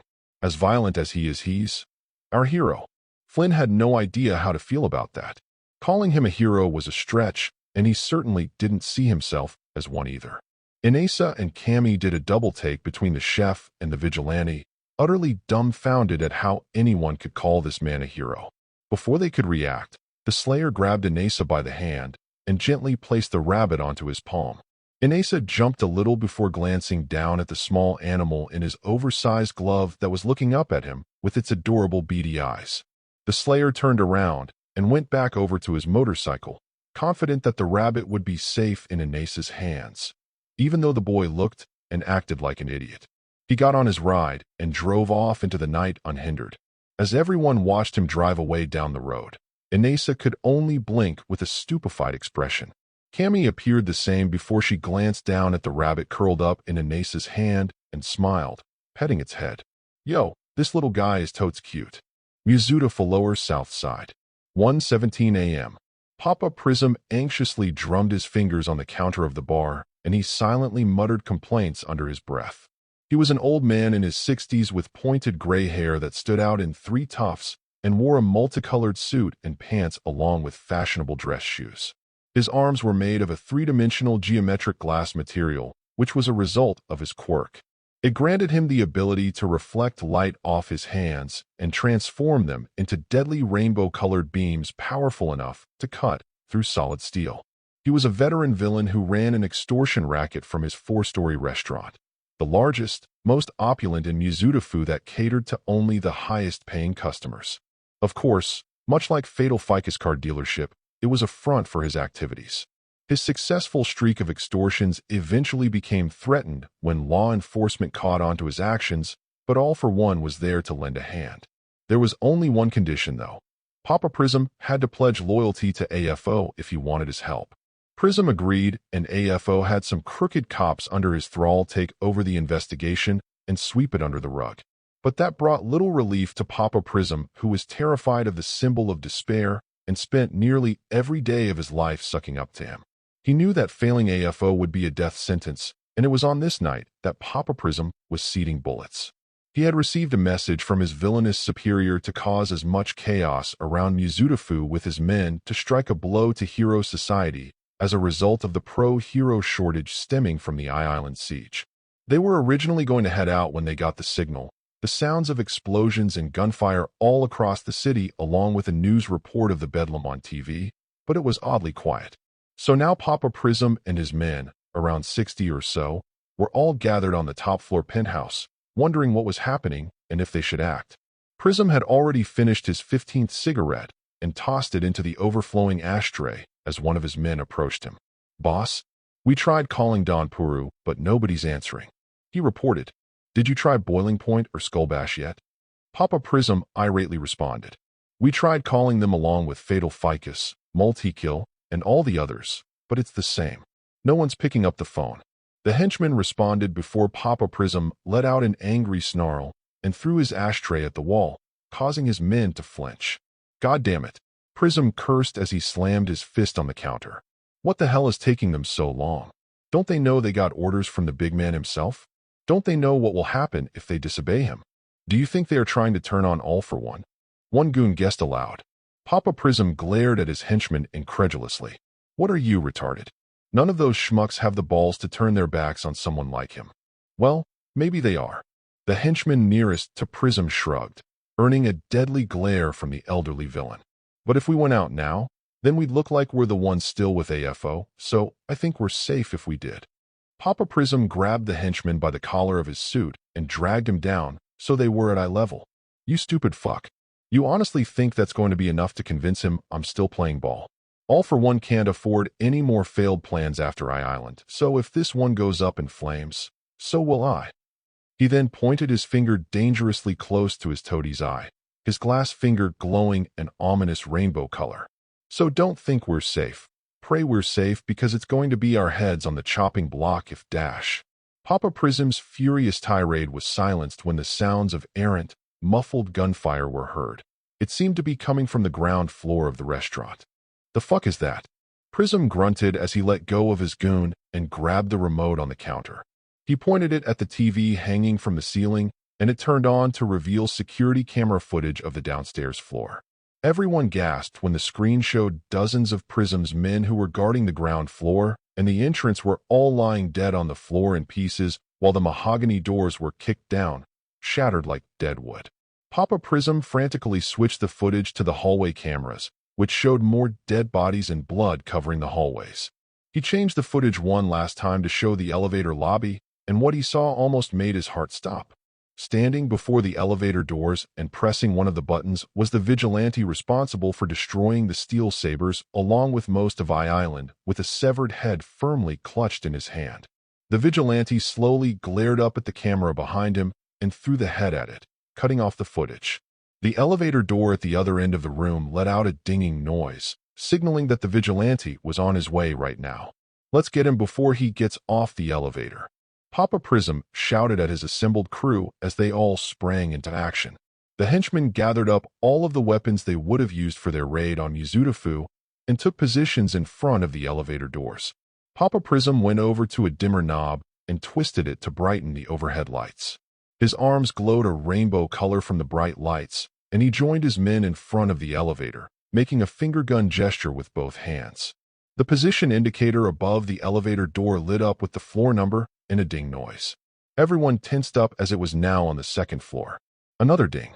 Third floor. The men grit their teeth, their fingers slowly pressing down on the triggers. As soon as the last ding sounded, the men opened fire upon the elevator, bullets, shells, and prism lasers perforating the doors like Swiss cheese.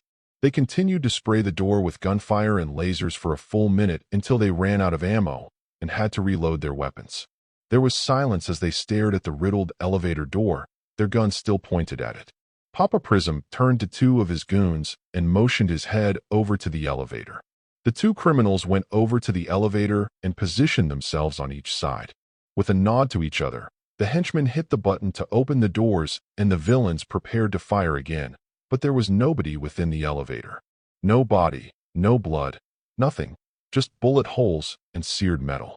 As everyone blinked in confusion, the floor in the back of the penthouse exploded outwards, blasting apart several men in the explosion. Papa Prism and his men were blown back from the force of the blast just as the vigilante hauled himself out of the hole with some kind of rocket launcher in his free hand. The doomslayer never took the elevator. He knew they were waiting for him, so he had the empty elevator go up to the fourth floor while he took the stairs up to the third floor for a surprise attack. As soon as he heard them fall for the trap, he drew his rocket launcher and fired at the ceiling to provide him access to the penthouse and take out a few of them in the process. Now it was on to eliminating them. He rushed over to the nearest disoriented villain and rammed his fist through his chest before flinging the dead body at an antique jukebox, the impact switching it on and playing music. No satisfaction, the Rolling Stones. The rest of the gang scrambled back onto their feet and fired at the Slayer, who switched to his plasma rifle and returned fire, killing several villains to build up a charge for his heat blast. A large crook brought his hands together, and they transformed into a steel plow with spikes protruding from it, and he charged at the Slayer with a yell.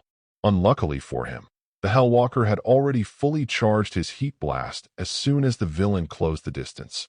The Slayer pulled the trigger, and the pressurized heat wave turned the attacking goon into bloody mush, most of it splashing against his armor. The heat wave also liquefied any criminals within range, melted the surroundings of the penthouse, and shattered the room-length windows. He vaporized a few more scumbags before putting away his plasma rifle and advanced towards the panicking villains who were still shooting at him. Most of the shots were missing him by a mile. Apparently none of them ever went to a shooting range. He grabbed one villain and tore him in half before vaulting over the bar counter and grabbing 2 wine bottles. He broke them and charged at the crooks, slicing and stabbing them with the sharpened ends of the broken bottles. It was a flurry of bloodshed. He went from bad guy to bad guy, flensing through their ranks with frightening ease as the music from the jukebox continued to play. Papa Prism clapped his hands together and fired a continuous beam of energy at the Slayer's back as he was busy gutting a villain.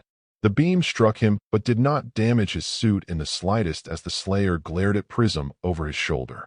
As the beam continued to pulse against his armor, the Doomslayer threw the broken bottles at 2 villains on opposite sides of him. One stabbed into a goon's throat, while the second bottle was lodged deep into the other's eye socket.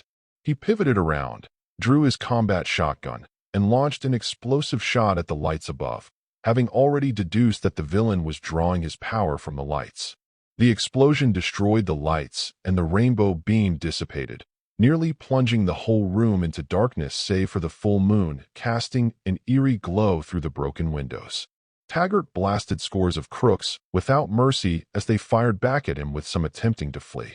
He fired another explosive shot at a fleeing group, blowing them apart into chunky gibs before blasting the leg off another villain and finishing him off with a shot to the head.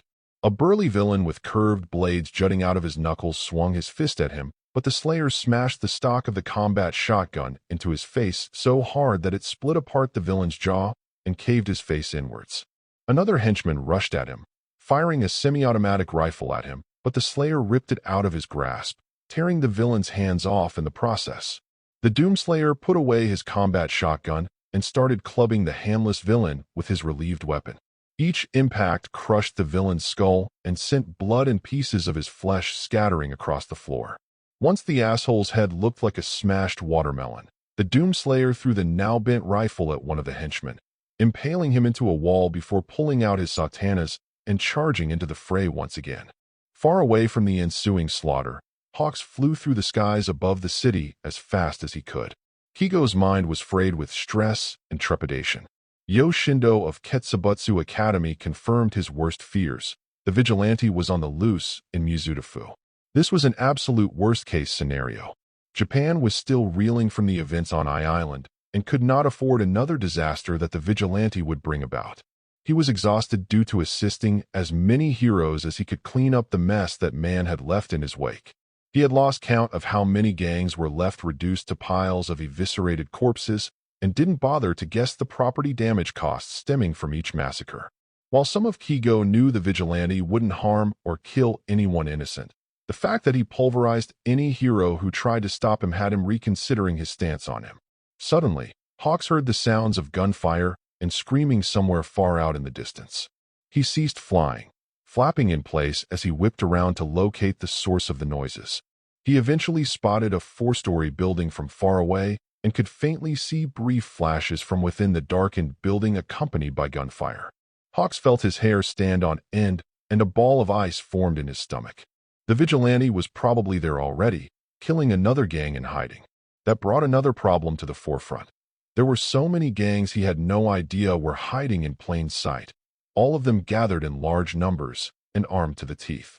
However, the vigilante eliminated them all before they could enact whatever dastardly scheme they assembled for. But what were those gangs planning, and how did the vigilante find them? There was no time to ponder any of those questions as he flew towards the building as fast as he could, even though he knew he would not make it in time. The Doomslayer slashed open the stomach of a henchman, leaving him to clutch his spilling guts before throwing the sawatana into his chest like a javelin and sending him catapulting into the jukebox. As the music went dead, he grabbed a villain who tried to run by the neck, slammed him down onto the counter, and plunged his other sawatana down into his mouth. as gore sprayed up into the Slayer's visor. Papa Prism and his last two henchmen made a break for the steps that led up to his office. "Kill the son of Abich," Prism shouted at one of his men as he and the other goon ran into the office and slammed the door. Glaring at the stairway, the Doomslayer ripped the satana out of the dead villain and stashed it back into his Hammerspace backpack before stomping towards the dumbass guarding the door. The henchman, a green-skinned individual, flexed his fingers and a pair of razor-sharp glaives made out of iron formed in his palms. "It's just you and me, man," the villain challenged, clutching his glaives. "Let's go dash." Flynn whipped out his chain gun outfitted with the mobile turret mod and unleashed a storm of lead at the villain, mulching him in seconds and setting his dead body on fire. He stepped over the steaming remains and marched up the stairs to his quarry. Inside Papa Prism's office, his henchman had blocked the door with an overturned bookcase as his boss ran to his desk and picked up the phone. "What are you doing?" the goon asked as he pushed the bookcase up against the door as hard as he could. "I'm calling the cops." Papa Prism quickly answered, fumbling with the receiver. "You're what?" "I'm calling the fucking cops." Before Papa Prism could dial the number, the door was riddled with a literal storm of incendiary rounds that shredded the door and bookcase apart along with the henchman. His upper half vaporized into a fine mist.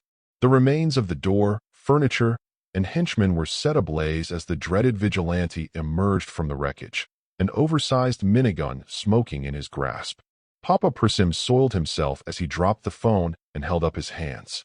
Wait. We can talk this out. I can cut a deal dash." The Slayer swapped out the chain gun for his combat shotgun again and blasted Papa Prism in the chest, slam-firing his weapon repeatedly as chunks were blown out of the elderly villain before the last shot detonated his head in a burst of blood and brain matter. As Prism's mutilated body fell to the ground, the Slayer pumped his shotgun in satisfaction, ejecting a spent shell as he did. He walked around the desk and stared at the bloody corpse staining the tacky carpet that probably cost thousands of yen. All targets terminated. With no way to cause chaos in Mizuta-fu, the remaining unidentified gang tasked by All for One to attack a target of opportunity cannot proceed with their orders, and we have successfully ensured the safety of law enforcement and on-duty heroes. Mission complete. Taggart couldn't help but smile. Oh, how he wished he could see the look on AFO's face, or whatever he looked like. I recommend we head back to our base and plan our next assault on All for One's operations. Nodding, he put his combat shotgun away and turned to leave until he noticed a glass bowl filled with Skittles on the desk. He picked it up and dumped the contents onto Papa Prism's dead body in an act of spite before chucking it away. He went back down the stairs to the penthouse and walked over to the busted jukebox, yanking his other satana out of a dead villain. Incoming hero. The Slayer felt his eye twitch. He heard the sounds of flapping wings and glanced over her shoulder just in time to see Hawks fly through the broken window and land on the floor in a classic superhero pose. The wing hero straightened himself up and took a moment to take in the surroundings. Despite the dark room, the moon in the background gave him enough light to make out the destroyed penthouse and the multitude of dismembered bodies strewn throughout the room.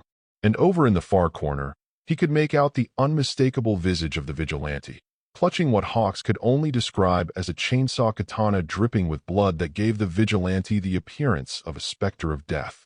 There was a very long pause as the two stared at each other. Higo then broke the silence the only way he could. "Hiya. Been a while, huh?" To be continued. Chapter 38. Pieces to the puzzle. I may be on the side of the angels, but don't think for 1 second that I am one of them. Sherlock Holmes. Mizuta-fu Lower South Side. 1:34 a.m. Hawks half expected the vigilante to come charging towards him and pulverize him into a coma. Thankfully for him, the vigilante stood as still as a statue in the ruined penthouse, glaring at him in silence. Higo guessed that maybe the vigilante was willing to hear him out and engage in a conversation, or at least let the AI do the talking. But Hawks needed to be very careful about what he had to say to the vigilante, as he had vividly remembered the sucker punchback on I Island when he tried talking to him the first time around. This guy had a hair-trigger temperament, and one wrong word would mean lights out for the wing hero. "So, I take it you've been busy as of late." Hawks spoke in a friendly tone. "Not just a few days after I Island, and you're already back at it, huh?" There was no answer from the vigilante, just pure silence. Hawks could tell that this was not off to a good start. You, took down quite a lot of gangs. I kinda lost count of how many hideouts I found that had your handiwork written all over it. He continued, a slight bead of sweat running down the left side of his face. Again, there was no answer from him. The only sound that came from the vigilante was the steady dripping of blood from his chainsaw katana. This slowly eroded Kigo's composure as he was used to having someone respond to him. He was really wishing the vigilante's AI would chime in right about now. Gonna need a lot of seltzer and lemon juice to get those bloodstains off your suit. Hawks gambled with his life. The doomslayer stashed his satana away and walked towards the elevator, already bored with Hawks' pathetic attempts at small talk. A brief moment of panic flared within Kigo as he watched the vigilante take his leave. He needed to get something out of him. Anything if he wanted to have an inkling of what the Vigialt would do next or why he carried out this mass villain culling. He rushed over to the vigilante in a near-suicidal attempt to stop him from leaving. Wait. I'm not here to fight you, Hawks exclaimed. Taggart stopped in his tracks and glared at Hawks suspiciously. I mean it. I'm not here to fight. If All Might and 48 Pro heroes couldn't beat you, then I have nothing to bring to the table. I just want to talk. He explained, desperation creeping up in his voice. I already know you can't or won't speak, so maybe have your AI friend do the talking? At first, a few seconds passed. The Slayer still stared at Hawk silently, but then the TV on the wall switched itself on and showed the AI's insignia along with the familiar jingle. Hello, Mr. Takami, / hey there you. Haven't seen ya in a while. Hawks greeted as he waved at the TV. Though he was putting on a friendly face, Kigo was a little unsettled that the AI knew his name. He attributed that to some hacking on the AI's end. The Slayer was intrigued that Vega was willing to exchange information with the hero, but felt unsure if it was a good idea. Sharing information was one thing, but he didn't want Vega to divulge everything, namely the location of their secret hideout. You wish to know why we attacked the city's villain gangs. This was done as a preemptive measure to stop a mass assault upon Yuzutafu's heroes and law enforcement. Hawks blinked, concern showing on his face. Mass assault. The gangs were planning to eliminate numerous heroes and police officers in a coordinated attack. Since the heroes are still maintaining order in Yuzutafu, they would have been caught off guard. The damage and casualties from such a tactic could have been catastrophic. Hawks felt his legs go weak. He couldn't even begin to imagine what it would have been like to see scores of villain gangs raising hell across Yuzutafu, and the heroes and officers killed in the wake of their rampage. We wouldn't have seen it coming. He breathlessly muttered to himself before turning back to the TV. How many gangs were in on this? How many did you eliminate? 22, / His eyes widened in shock. That many, all in one night. That shouldn't have surprised Hawks since the vigilante destroyed the Steel Sabers in one night too. But none of this makes sense. He trailed off, staring down at the floor as he ran a hand through his messy hair. Since when were they ever this organized? And what gave them so much confidence to try and attempt something like this? The gangs were acting under the orders of All for One, / Kigo snapped his head up toward the TV, an expression of dread on his face. The intention behind this was to create a distraction to hide their primary objective for an unidentified gang to attack. We discovered their plot by hacking their cell phones and terminating them before they could fulfill their orders, / The wing hero processed what the AI had explained to him. So you just saved us. Hawks spoke as he glanced at the vigilante. Dozens of heroes and officers could have died, and you saved us again. The Doomslayer could see what appeared to be a forming smile on the hero's face before it faded away just as quickly. But you still kind of beat some of us up, though. They were impeding our mission, / Hawks audibly sighed through his nose. He wasn't going to start an argument with the AI's brutally cold logic. But one question came to mind. What was their target? And who was this other gang? / Currently unidentified. The information would have gone out once law enforcement had been fully crippled, / And they can't carry out the orders because the heroes and cops aren't dead on account of you cleaning up house. He deduced, looking at the vigilante. It was a smart, if not violent tactic, but he wasn't going to admit that out loud. He turned towards the broken window, staring at the cityscape in the distance. You know, it might not mean the end of our troubles with him. He could have more villains working for him. You are correct in that regard. All for One may have multiple cells operating in different parts of the country, / Given his influence, that doesn't surprise me. Hawks muttered to himself. The Slayer heard that and raised an eyebrow at him. You are aware of All for One's infamy, / Hawks froze when he realized he had just accidentally let it slip that he knew more about AFO. He could feel the heated glare of the vigilante upon him. Kigo gulped. There was no way he could try to change the subject without agitating the vigilante. He sighed in defeat before speaking to them. After your fight with All Might, he brought me along with a few others aside and told us about All for One. We know what his quirk does, we know how dangerous he is, and we also know that he's been killing past users of a quirk known as One for All. Who else knows of this? / Me, Maruko, 3 UA kids, and David Shield's daughter. 2 HPSC officials, Eraserhead, and a third-year student at UA already know about All Might's identity and AFO. It wasn't like Kigo to hand out sensitive information like he was serving food, but he figured it might build up some trust between him and the vigilante. Taggart felt himself tense up a little when Hawks mentioned Rumi knowing about the whole conspiracy. It meant that they would eventually cross paths again when the time came to go after AFO. Then you already know what All for One's plans are, / All Might didn't tell us what AFO's endgame is, but since his power lets him steal others' quirks, I'm guessing he wants One for All. Hawks surmised. If he should acquire that quirk, he could become a critical threat to the human race and potentially destroy civilization, / Yeah, that's a nightmare scenario I don't want to think about. Hawks admitted. He then looked at the vigilante with a confused expression. Wait, how do you know about Dash? We acquired the information on All for One and One for All by accessing David Shield's personal computer. We know everything, / You're going to go after him next, aren't you? Hawks guessed as he glanced up at the TV. / All for One's continued existence cannot be allowed. He must be terminated with extreme prejudice. We plan on drawing him out by destroying his operation and eliminating his men. This will force him to be coaxed out into the open so that we may terminate him, / The wing hero swallowed lightly. Normally, he would suggest arresting a villain rather than killing them, but after everything he learned about All for One, he couldn't find any argument against that notion. He had his doubts about Yagi's claim to kill AFO due to his deteriorating health, and he doubted Izuku had the heart to do the job either. If there was one person on Earth that Kigo believed could finally put an end to AFO's generations-long reign of terror, it was the vigilante. Even though the armored juggernaut was going to leave heaps of dead villains in his wake.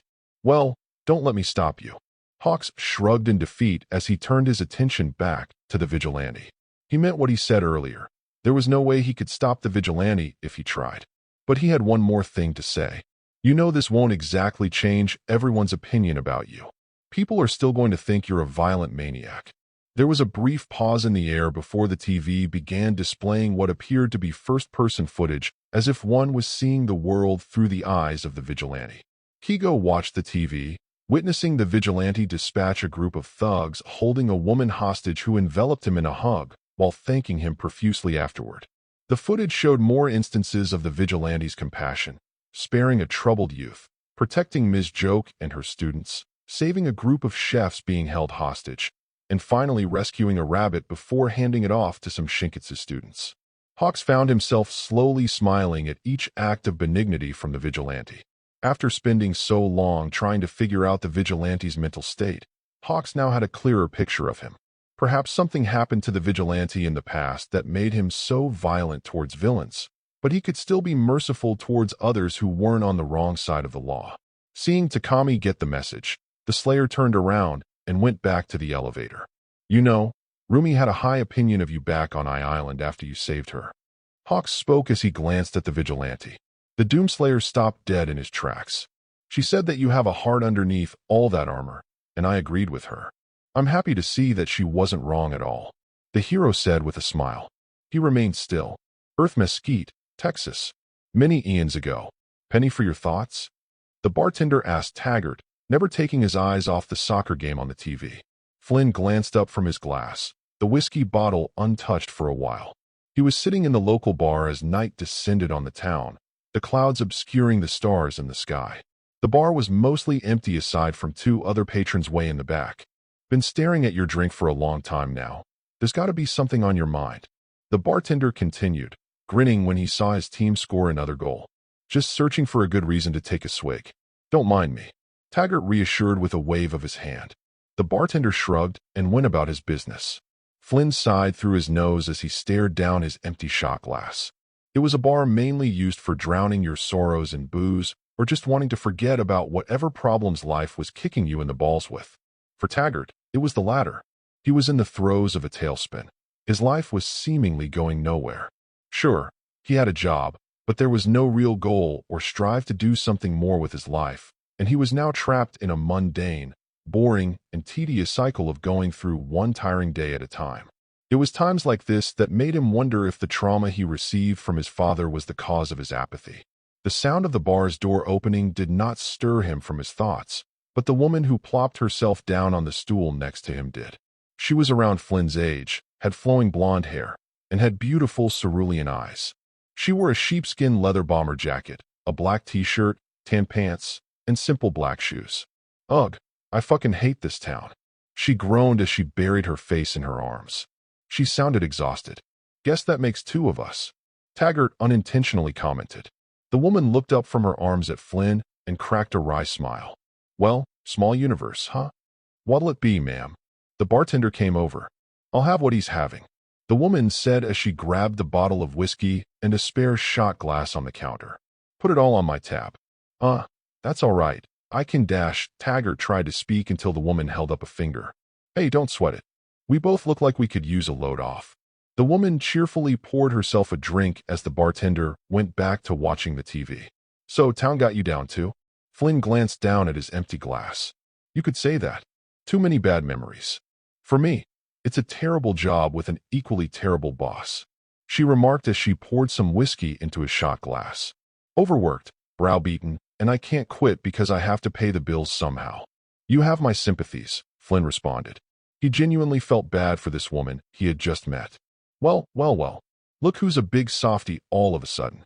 She giggled. Flynn was caught off guard, almost flushing with embarrassment. I wouldn't say that, Dash. She threw her head back in laughter as she poked his arm with her finger. Don't try to hide it, you lug. I've got a knack for seeing people for who they are, and I can tell that beneath your action hero exterior, you've got a big heart. Am I right? Taggart couldn't answer, but averted his gaze back to his now full glass and allowed himself to smile a little. It was rare for him to be so honest to someone, or at least try to be honest. See? I got it right as usual. She snickered before holding up her glass. Emily Willits. He glanced up from his drink to look at her, the smile never leaving his face as he held up his glass. Flynn Taggart. They both clinked their glasses together.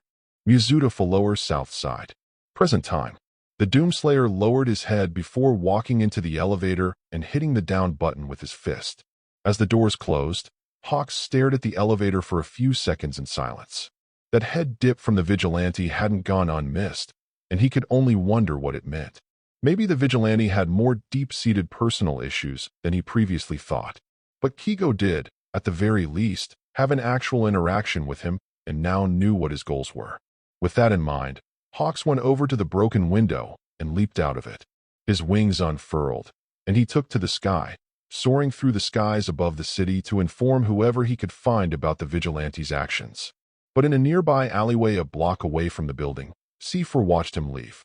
The villain had arrived a few minutes ago to warn Papa Presim that the unnamed vigilante was hunting down numerous villain gangs, but arrived too late. The telltale sounds of gunfire, explosions, and motorized saws tearing through flesh signaled the elderly villain's death. He was about to leave, but then witnessed the wing hero Hawks fly into view and enter through a broken window. At first, C4 watched with bated breath for the sounds of the hero being mutilated by the vigilante. Maybe the guy would start killing heroes for real this time, instead of knocking them unconscious. That would be a plus for the LOV. But to his surprise and disappointment, he would soon see Hawks take to the skies and the thrum of the vigilante's motorcycle driving away in the opposite direction. Rokuro hissed through his teeth as he ran his hand anxiously through his hair. This was turning into a fucking nightmare. AFO's plans were officially ruined. The vigilante was on a villain-killing spree, And now there was proof that he probably had some stupid code of honor against heroes. Namely, not killing them. But that brought another chilling possibility. What if the vigilante was working for the heroes? What if that story of him beating up all of those top rankers was all staged, and he was some kind of black ops human weapon the HPSC used in case the villain problem became too much for other heroes to handle? But this was no time for speculation. He instantly fled away at near-instantaneous speeds and pulled out his cell phone to contact AFO and Kurogiri. Why the fuck can't things go our way for once? C4 grumbled to himself. Hell's circle of lust. When one thinks of hell, the most common thought is eternal, flesh-searing fire. Today, no such heat emanates from within the Dark Realm. Since the death of the Dark Lord, the seas of magma have cooled until they are fully solidified. Volcanoes have ceased erupting. Vents have stopped spewing noxious gases entirely, and the overall suffocating, burning hot atmosphere has become humid at best. Many of the circles suffered permanent, long-lasting damage following the End War, and lust was no different. Where once was an expanse of opulent, intricately designed temples dedicated to the carnality of pleasure and hosted carnivals of depraved, demonic orgies dotted throughout the circle, all of them now lay in utter ruins. A black and red portal opened amidst the ruins, and the four horsemen came through while mounted atop their steeds, with death carrying a hellstone needed for travel in and out of hell. The riders surveyed the area in silence as they guided their steeds through the ruined temples, sinking into the blue-colored sand. From afar, they could see the massive desert in the distance with towering rock formations and deep canyons stretching on for miles. The sky was an ominous purple hue with dark clouds that occasionally crackled with crimson thunder. Spectacular, Strife commented sarcastically. They just had to set up shop here. It's not like we make them choose where we meet them, Fury responded. War glanced around their surroundings. It seems that this circle has fallen further into ruin. We shouldn't expect much resistance. Death placed the hellstone in his pocket before holding up a green talisman inscribed with demonic sigils attached to a black chain. It pulsed with energy as he turned his head over to the desert in the distance. There, he spoke, pointing to a large chasm far from their position. That is where they're located. Stife felt his eye twitch at the considerable distance they had to travel to get there. A car would have paid for itself by now, he muttered under his breath. Ozzy Osbourne and Lemmy Kilmister Hellraiser. But before they could set out, their steeds suddenly became agitated. They slammed their hoofs on the grounds and neighing angrily, their eyes glowing and steam billowing from their nostrils. The four horsemen knew that this only meant one thing. There were enemies nearby. Slithering from the ruins around them came the succubi, lithe, lamia-like demonesses with red and black scales, long arms ending in sharp talons, small wings on their backs, and piercing yellow eyes with an extra one on their foreheads. Several gold rings and bangles were on their fingers and tails, but they had lost their luster after the End War, now appearing chipped and faded. The horde now surrounded the horsemen, hissing hatefully at the Nephilim as they clawed the ground and bared their poison-coated fangs. It wouldn't be hell if it didn't have a welcoming committee. Fury grinned eagerly as she unfurled scorn from her belt. We have no quarrel with you, harlots. War sneered. Leave us be and maybe we'll spare your lives. You are in no position to threaten us, horsemen. One of the succubi snarled. We have you surrounded and outnumbered. Oh wow, you do? I guess this means we're all doomed. This truly is the end for the four horsemen. Strife yawned in mock distress. The succubi hadn't caught on how screwed they were. Once we have killed you, we will parade your beheaded, desecrated corpses from here to every circle of the Dark Realm. We shall avenge our glorious, benevolent King Asmodeus with your deaths and dash. To clarify before you carry on with this inane drivel. Death interrupted. Asmodeus only saw you as toys to relive himself with or expendable foot soldiers at best. And we were not the ones who killed him, Aphrodite did. Despite her flaws, she at least had a far better understanding of love and desire than Asmodeus did, and that concept alone is something none of you can grasp due to your pitifully limited intelligence. Did I get most of that right, or did I use too many syllables? Strife and War stared at their brother in surprise, while Fury's smile grew wider. And I thought I was the only one who loved belittling their opponents. All of the succubi screeched in rage at the horsemen, unfurling their three-way lower jaws to reveal rows of teeth and fangs. They surged towards the Nephilim, the thundering lighting in the dark clouds above highlighting the horde's slithering forms. War unsheathed Chaos Eater. Do we stand our ground? Death twirled his sides. No, they're nothing but irritants. Push through. 115. The horsemen willed their steeds to charge through the horde, and what followed was an absolute massacre as the horses plowed through the onslaught of demonesses. Rampage fatally trampled them underneath its powerful hooves, and despair rammed into them with bone-crushing force. Ruin expelled gouts of fire from his mouth, incinerating any succubus that attacked, while Mayhem bit down on one of them and thrashed the demon around like a ragdoll before throwing it away. Fury's whip slashed through the attacking demons with reckless abandon, the weapon seemingly having a mind of its own as it decapitated a swath of succubi. She threw her whip out at another succubus, the bladed chains wrapping around it and digging into its flesh. She slammed the demoness into its brethren like a makeshift flail before tugging at Scorn and slicing the succubus into bloody bits. Fury's hair took on a yellow hue and transformed Scorn into a double-ended polearm, thrusting it through 3 succubi before throwing them off and spearing into another succubus. She spun the weapon above her like a propeller, mulching a pack of succubi that tried to pounce on her and raining blood and guts all over her. Grinning as she saw a larger, alpha succubus slither towards her, Fury's hair transformed into a vibrant purple, and her weapon transformed again, this time into a spiked mallet adorned with ghoulish faces. She swung the mallet down upon the alpha, crushing its bones into dust as blood splattered all over her smiling visage. Ah, this never gets old. She sighed in amusement. Strife was blasting succubi left and right, twirling mercy and redemption stylishly. He aimed for the metal bangles they wore so he could ricochet the bullets off them and into other attacking succubi, scoring headshots all the time. He was like a living CIWS. When he took down one target, he switched to another one. His pistols never needed to reload at all. Through the usage of his Nephilim powers, Strife changed the ammo in his guns to lava rounds and now fired globules of liquid magma at the succubi. Their agonized screams of pain filled the air as the lava burned gaping, cauterized holes through them and lighting them aflame. He switched to the versatile nature rounds and shot at several succubi, causing vines to sprout out of the bullet wounds and strangle its targets.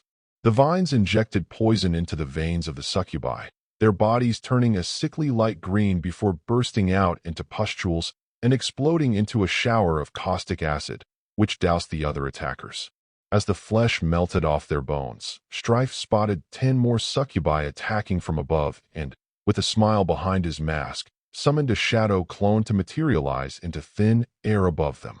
The clone pulled out shadowy duplicates of Strife's guns and spun around like a top, while firing rapidly at the attackers while the real Strife, which to beam rounds and unleashed twin beams of violent energy that sliced through the succubi like a hot knife through butter as the shadow clone disappeared.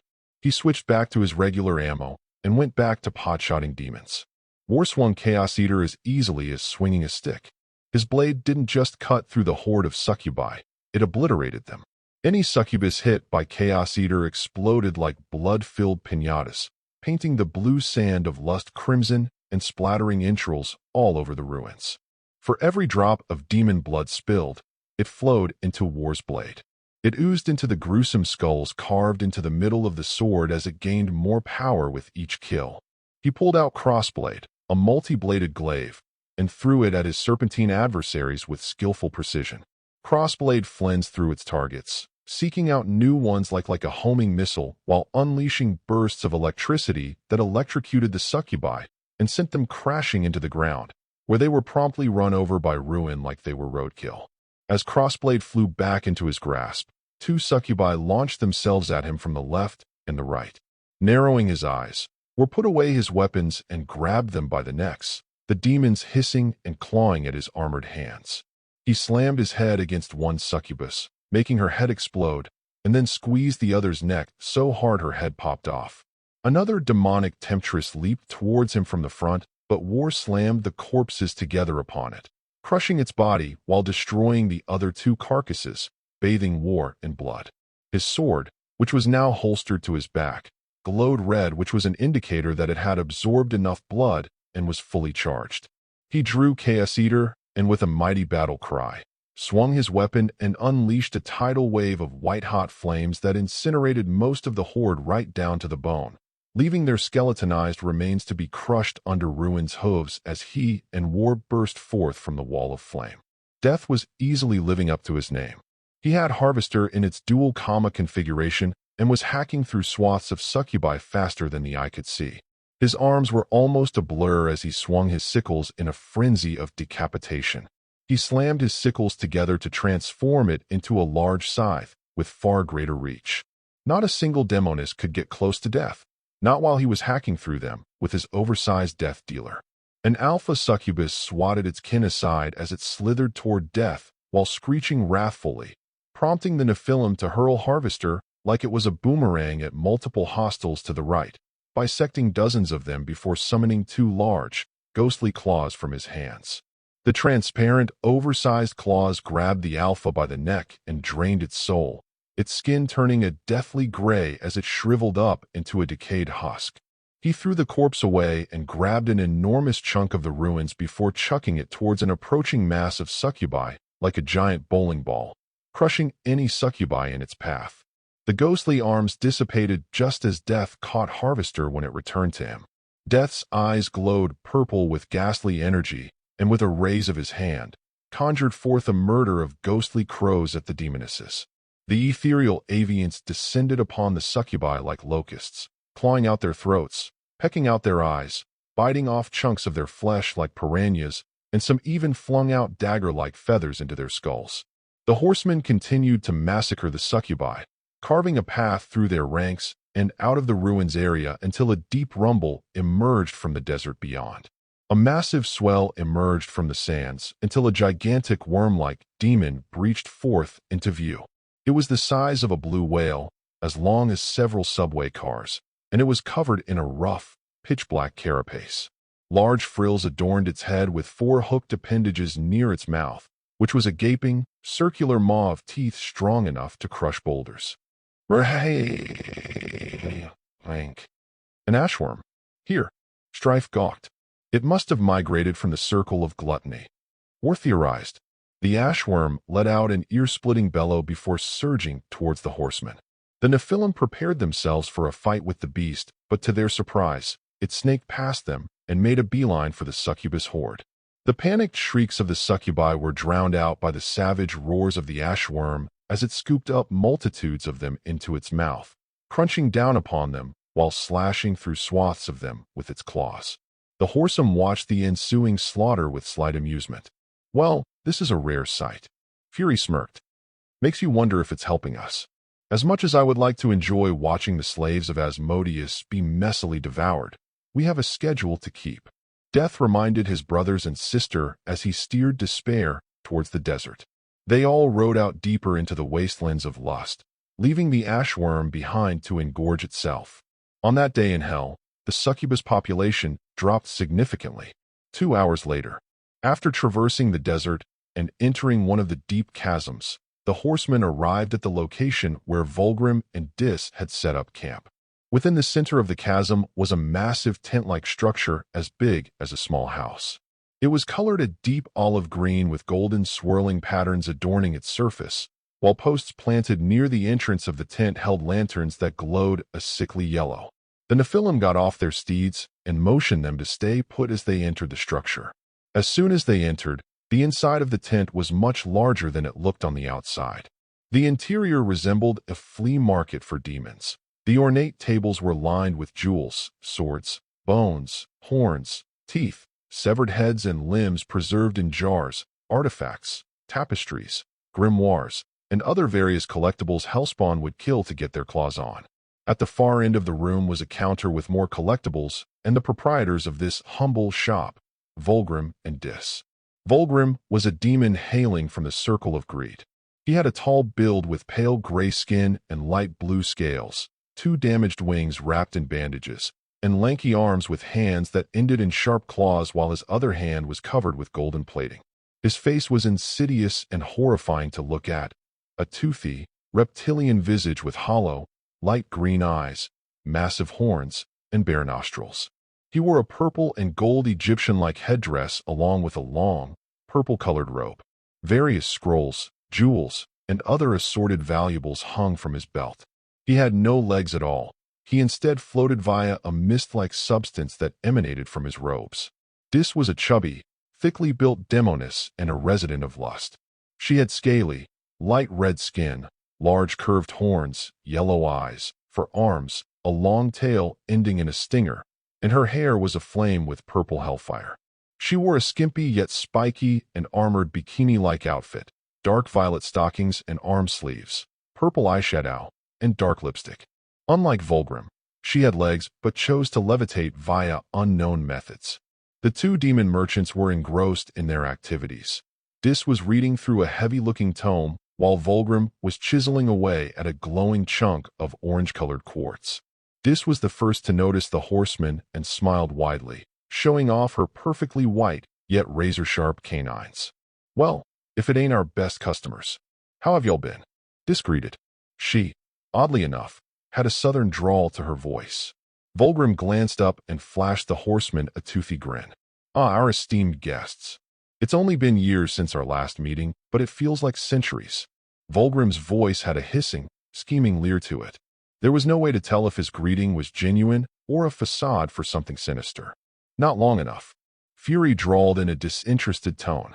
"So, I take it you were all preoccupied with lust, denizens? We heard quite a commotion a few hours ago." Volgrim snidely pointed out. "Yeah, we got waylaid by succubi as soon as we entered hell. Hope none of them were your sisters, Dis." Strife remarked as wiped the blood off of his ensemble. "Hun, most of those crusty floozies have wanted me dead for a long time. Y'all did me a favor." Dis replied as she closed her tome. Her nose wrinkled a little when she saw that the Nephilim were coated in gore, staining the decorative carpet of their teepee. "Perhaps y'all should have wiped your feet before you came in. Why bother? Most of our clientele come to us covered in viscera or any other form of bodily fluids." Volgrim dismissed before addressing the horseman. "So, what can we do for you today, horseman? If it's information about any upstart demon chieftains, you'll be disappointed to hear that it's been quiet, all things considered. Well, there is Malgros the Defiler over in Gluttony, but he prefers to think with his stomach if y'all catch my drift." Dis winked. "We do seek information, Volgrim, but it is of a different kind." War elaborated. Volgrim and Dis collectively raised an eyebrow. Death stepped forward to give them their question, but mentally reminded himself to keep the Doomslayer's actions in the mortal realm a secret. Before heading out, Death and the other riders agreed to withhold the Doomslayer's existence. They had no idea how Hell would react if they ever found out that the myth of the Slayer had been real the whole time. They would keep the subject tight-lipped for now, and instead make it sound like they were requesting more information on the Helix Stone. "Tell us what you know of the Doomslayer prophecy." Death started. There was a pause in the air before Volgrim threw his head back and laughed uproariously. "Ah ha ha ha ha ha. Oh, please, don't tell me you believe that nonsense." Volgrim guffawed. "Yeah, I think that whole story is bunk, but why ask us? Don't y'all already know about it?" Dis asked. "The Ascendant Realm has recently reopened their observations into the prophecy. We came here to see if you know of anything they might have missed." Death explained. "What's there to know? It was clearly a tailor-made lie to foster dissension within the Dark Lord's ranks." Volgrim scoffed. "Now hold on a sec." Dis interjected. "The Goetians were fiercely loyal to the Dark Lord and the rest of the Charred Council. I doubt any of them would try to make something like this up. I mean, they were very serious about the whole matter and even brought it before the Dark Lord himself. And he dismissed it entirely because the notion of all the power of Hell cowering before one man is utterly ridiculous." Volgrim reminded her, "Especially the mention of another one just as fearsome as this so-called Bane of Hell. Did all of the Goetians receive the same vision, or was it only one?" War questioned. "It was just one, Paimon." Dis confirmed. "From what I heard, he suddenly had some kind of prophetic nightmare in his sleep and woke up screaming about the Slayer.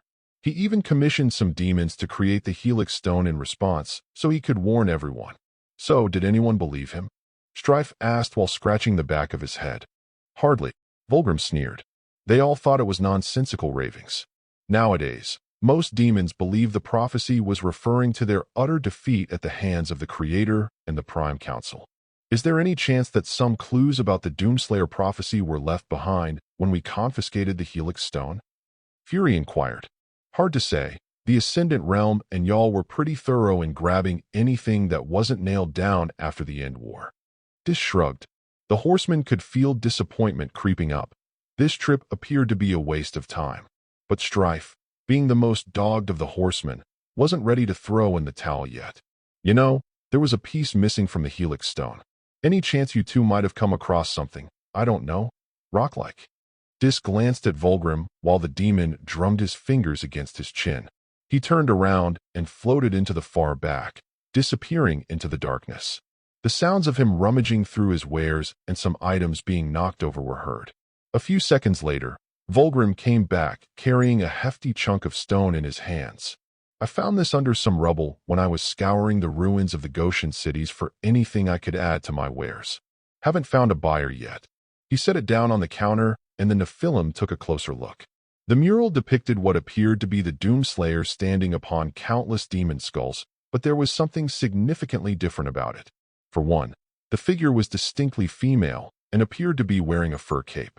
She was raising a flail in the air in one hand while the other hand held a bladed shield. But the most glaring feature the horseman noticed was the pair of long, rabbit-like ears on the sides of the figure's head.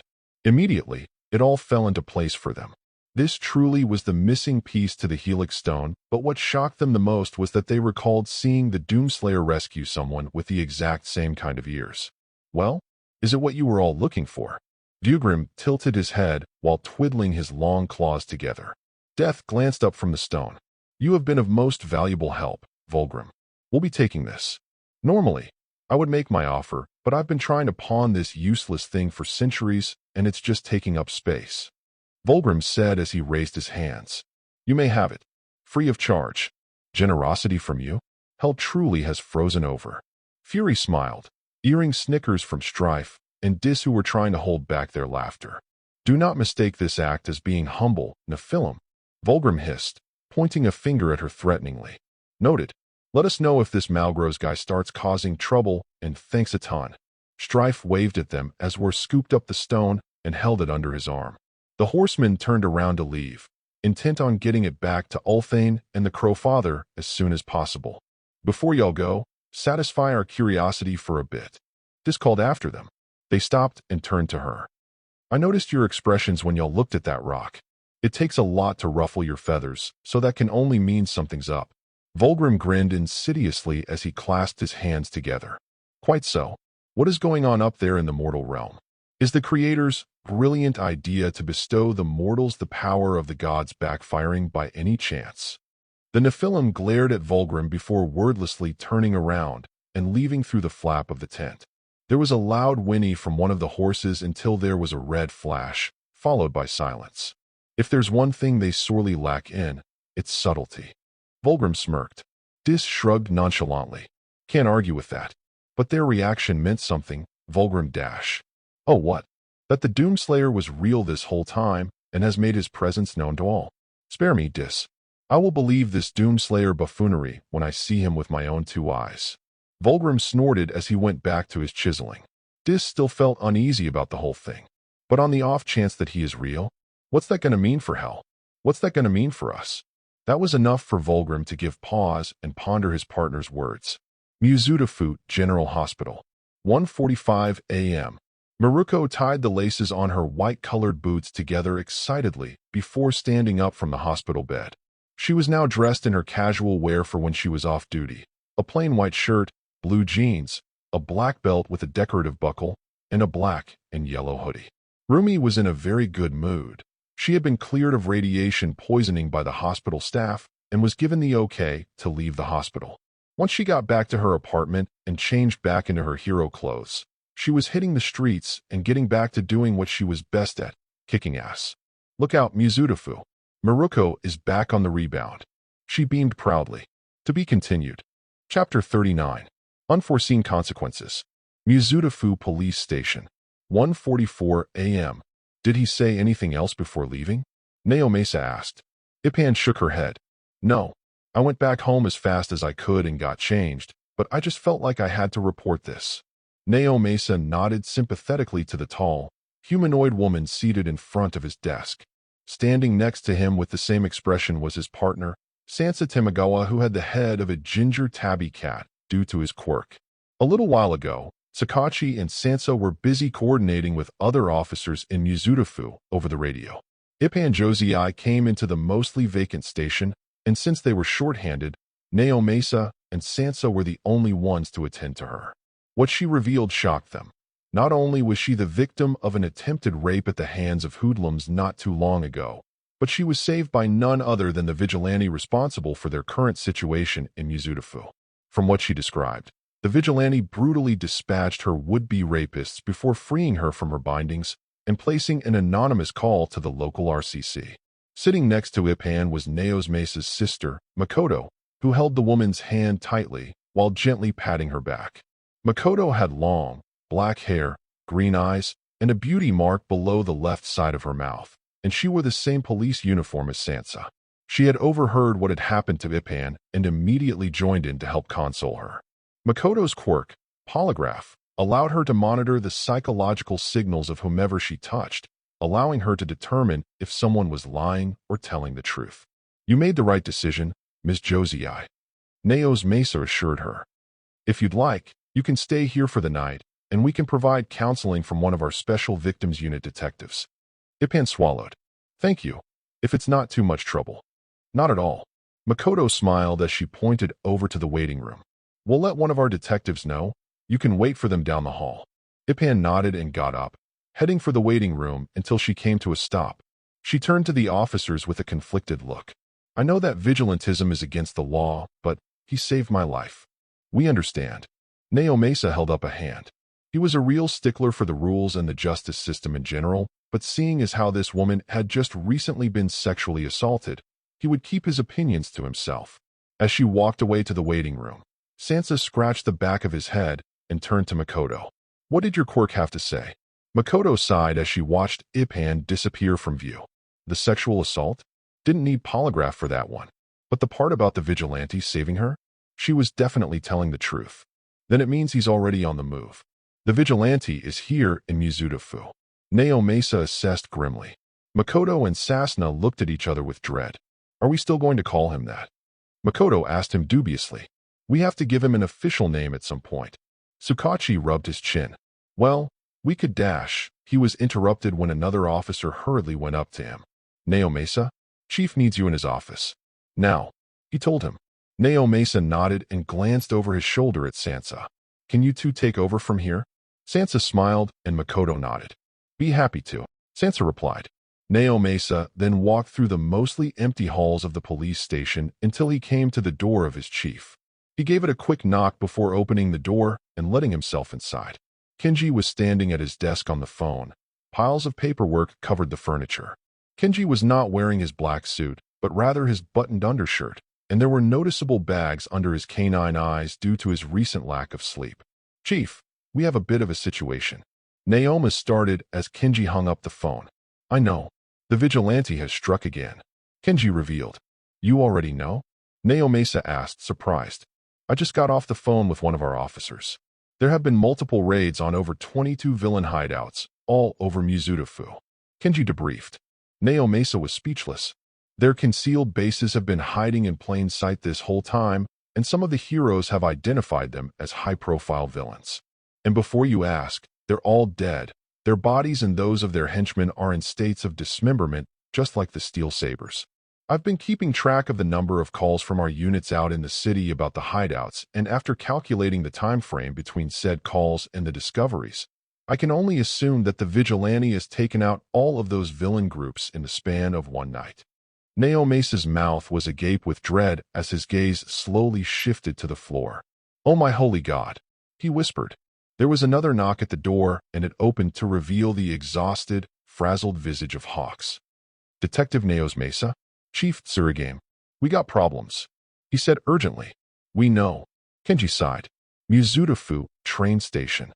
1:49 a.m. Stepping out of the bullet train, Lady Nagant scanned the area as the rest of the passengers disembarked.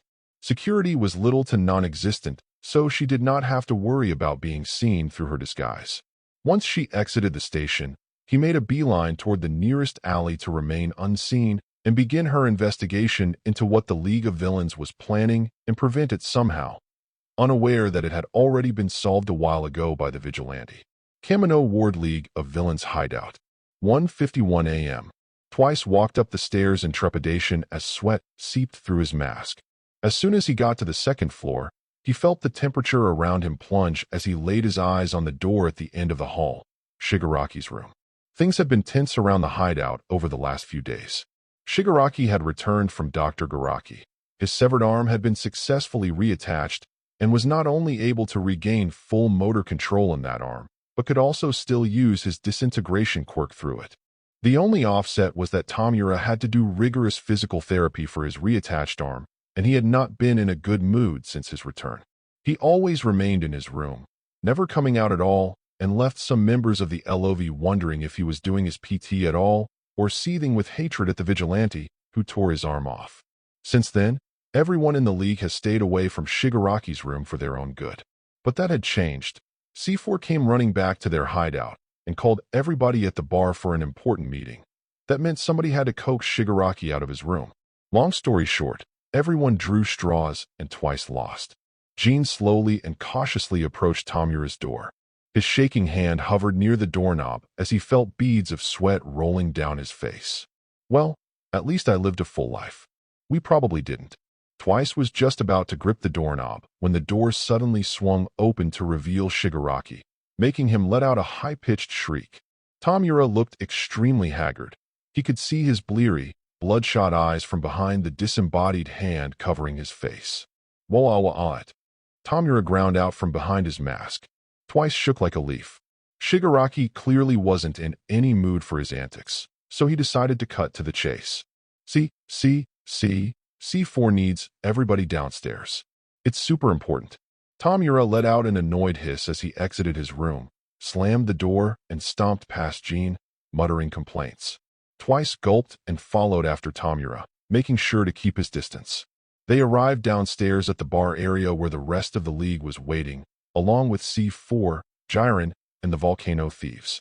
Mr. Compress gave Shigaraki a flamboyant bow. Well, it appears the prince has finally awoken from his slumber.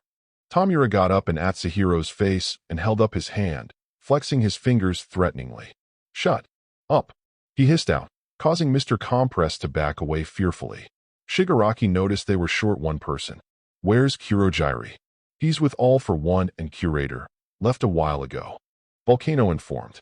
"Anyway, Jiren here brought me, Dusty, and Gust up to date before the rest of you assembled. We got a situation."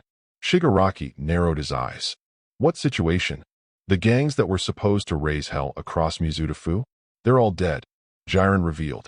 Each member of the league had different reactions to this startling bit of news. Muscular, Mustard, and Spinner were stunned, their mouths agape and eyes bulging out of their heads. Toga, Magna, and Mr. Compress were confused at how this was even possible. Dabi raised an eyebrow with interest while Moon's fish gnawed on a bar stool. Twice felt nothing but relief that another extreme plan was stopped in its tracks, but quickly made a surprised face before anyone noticed. Shigaraki showed no reaction. "What do you mean?" "When things weren't going according to plan, I went out to investigate. I checked on all 22 gangs assigned for AFO's latest scheme, and what do I find? Their hideouts were wrecked or in flames, and everyone there splattered across the walls. They're all fucking dead." C4 stepped forward and elaborated. That only served to confuse the other members further, as well as unnerve them. This was another serious blow to their operations, just like the I-Island job. "I let AFO know a while ago." "Wow, the heroes are starting to get violent all of a sudden." Toga spoke before breaking out into a demented grin. "That's awesome. They're acting like me. I have fans now." Spinner stared at Toga incredulously. "Toga, I don't think it was heroes who did this. I mean, when was the last time a hero ever killed a villain? Right you are? This certainly doesn't feel like something they would do." Mr. Compress rubbed his chin, which sort of brings up the million-yen question. Who did this? Dusty Ash addressed everyone present. C4 paused, trying to figure out the best way to break the news to them. He spotted a newspaper lying on the counter and saw the headlines. "Who do you think?" he replied rhetorically as he grabbed the newspaper and held it up for all to see. The front page was dominated by a single large photo of camera footage of the vigilante stalking the halls of Island's Central Tower with a shotgun in his hands. There was a large set of headlines at the top of the picture. "Who is the vigilante? Experts weigh in their theories on violent gunmen." "Wait, you mean him?" Muscular exclaimed as he pointed at the paper. "Yeah, it's him all right. The son of a bitch knew what we were going to do, knew where the gangs were, and he took them all out in a few short hours. Not only that, but he doesn't kill any hero that tries to stop him." C4 confirmed. Silence dominated the room as the weight of C4's words hung in the air. Tomura glared at the paper, his hands trembling with anger as he snatched it away from C4. "Why the hell didn't you go after him?" he demanded. "Yeah, sure. Try and fight the guy who wiped out the Sabres, beat up multiple top-ranked heroes, tussled with All Might, and slaughtered 22 gangs in a single night. I can think of 1,000 different ways how that would have ended." C4 scoffed sarcastically. His cell phone started ringing, so he retreated to the corner of the room to answer it. While he was talking to whomever was on the other end, the rest of the LOV got together to discuss their predicament. Shigaraki did not join them, instead glaring at the newspaper hatefully. "Well, this is going tits up for us, ain't it?" Jiren scratched the back of his head. "I know, right?" Mustard responded. "I mean, I was looking forward to hearing about all the dead heroes and cops our buddies were going to bump off. What a buzzkill." "Yup, total drag." Musker folded his arms. Twice, once again, felt deeply uncomfortable with the LOV's actions. Why did they keep using increasingly violent tactics? This wasn't what he had signed up for at all. He wanted society to change, but not like this. Like before, he still kept himself quiet, but his discomfort was still evident through his mask. But what Gene did not know, and something he would later find out to his elation, was that he wasn't the only one in the league who secretly disagreed with the LOV's excessive methods. Magna and Mr. Compress also harbored reservations about the league's goals. They wanted hero society to be done away with so people like them wouldn't be slighted all the time, but they were assured that no one would be killed. They did a better job concealing their apprehension towards the Island job, but with this recent scheme, it was becoming harder for them to keep up appearances. Not only that, but they noticed that Twice didn't like the league's actions, and while they were relieved, they were worried that Twice might crack and try to flee or reason with the rest of the crew. And it was all too apparent to Magna and Mr. Compress that most of the LOV members were not the understanding lot and feared for Jin's life if that ever happened. Toga nodded. "But that vigilante sounds so much like me. He probably loves blood just as much as I do." She donned a dreamy look as a heavy blush spread around her cheeks. The both of us covered in red sounds like a match made in heaven." Twice took a few steps away from Toga, wishing that she would keep her disturbing kinks to herself. "But here's what I don't get. How did he know about this plan?" Gus Boy spoke up. "I don't think he just bumbled onto this and Island by accident. He somehow knew what we were doing. Well, it's not like we blabbed our plans all on live TV." Dobby said, his hands in his pockets. "He's getting his info from somewhere. If I didn't know better, I'd say he's hunting us." "But why?" "Maybe we owe him money." Twice guessed. "Doubtful. But he's going to be a problem if he isn't dealt with." Maguma said, "I've seen what he's capable of back on Island. This guy ain't fucking around." "Whatever. This prick is our #1 enemy, and I can't wait to crush his skull flat." Muscular smiled evilly as he cracked his knuckles. The sounds of crunching would interrupted everyone's train of thought, and they looked down at Moon's fish, who was chomping down on a chewed-up bar stool. Everybody's sweat dropped except Toga, who giggled. "It's funny 'cause he thinks it's food." She smiled. Magna turned to Jiren with a perplexed expression. "Why did we let this nut into the group? Hey, All for One gets the final say on who joins, not me." Jiren held up his hands. Spinner glanced over his shoulder at Tomura, who was still staring at the newspaper. His friend's posture was hunched over, and Iguchi could see his hands tightly gripping the paper. He approached him and cautiously put a hand on Shigaraki's shoulder. "Hey, are you okay?"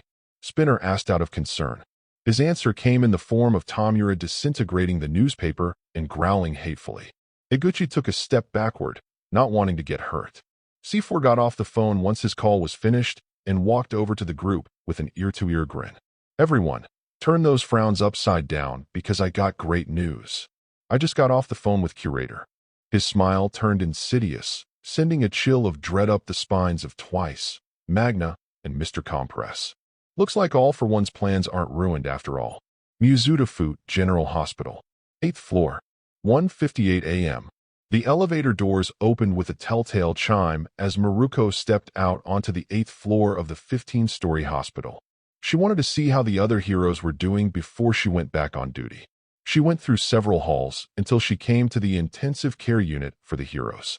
Rumi looked through the window and saw that they were all up and talking to each other, still clad in hospital gowns, but almost all of their bandages had been removed, much to her relief. She opened the door and entered with a big grin. "Guess who? Rumi," Ryukyu exclaimed as she went over to her. "Good to see you again." "Like yous," Maruko replied as she shook her hand. "I take it you guys have to take radiation tests too?" Ryuko gave her a shrug. "We don't have much say in the matter, doctor's orders. But Rocklock, Genist, Eraserhead, and Eel Boy got released a few minutes ago. We're just waiting for our turn." "That's good news. The more heroes we get out of here, the better." Rumi smirked. She then noticed a few empty hospital beds way in the back. "Say, weren't there other heroes from overseas?" "They were transported back to their home countries at the request of their governments. They were still unconscious last we saw them." Her features became crestfallen. "I think they didn't trust us with their safety, seeing as how they hold us responsible for Island." "What? That's bullshit." Maruko raised her voice. "How are we at fault for this? We didn't blow up half the island or butcher the sabers. But we did get beaten by one man and let him get away with stolen support items. Someone has to point their fingers at somebody." Ryukyu replied dejectedly. Maruko grumbled to herself, scowling as she folded her arms. Ryukyu patted her back in an attempt to make her feel better. Rumi sighed through her nose and nodded, thankful for the comfort. She looked at her fellow heroes, most of them huddled together in groups of 3-4. "So, what have you guys been doing to pass the time?" "Nothing much. Just talking about how the vigilante defeated us, why he's so strong, and trying to figure out his next move," Ryukyu answered. Maruko could see that most of the groups were engaged in hushed conversations with each other. Rotating her ears around, she picked up two groups that sparked her interest with her advanced hearing. The first group to her right consisted of MT Lady, Present Mike, 13, and Loud Cloud. "Just how the heck can we fight a guy who can crush black holes with his bare hands?" Present Mike fretted. "Now hold on. I never said I could create actual black holes. I can create facsimiles of black holes." 13 corrected. "Fuck a what now? Was that even a real word?" Loud Cloud tilted her head. 13 rolled her eyes. "My black holes are low-powered replicas of the real thing. They're not as powerful, but still effective. If I could create real black holes, there wouldn't be a planet left. But I still can't believe he destroyed my strongest attack. There has to be some way to get past his armor. Maybe, I don't know, a soft spot or a weakness we can exploit." Loud Cloud said. "Weakness? All of us fought him as hard as we could, and there wasn't even a scratch on him. I'm not going anywhere near that nutcase ever again." MT Lady shook her head. "So you're just going to throw in the towel? That's not like you. Present Mike raised an eyebrow. The giantess heroine looked away wordlessly, her hand instinctively reaching up to her throat where the vigilante had strangled her. That memory wasn't going away anytime soon.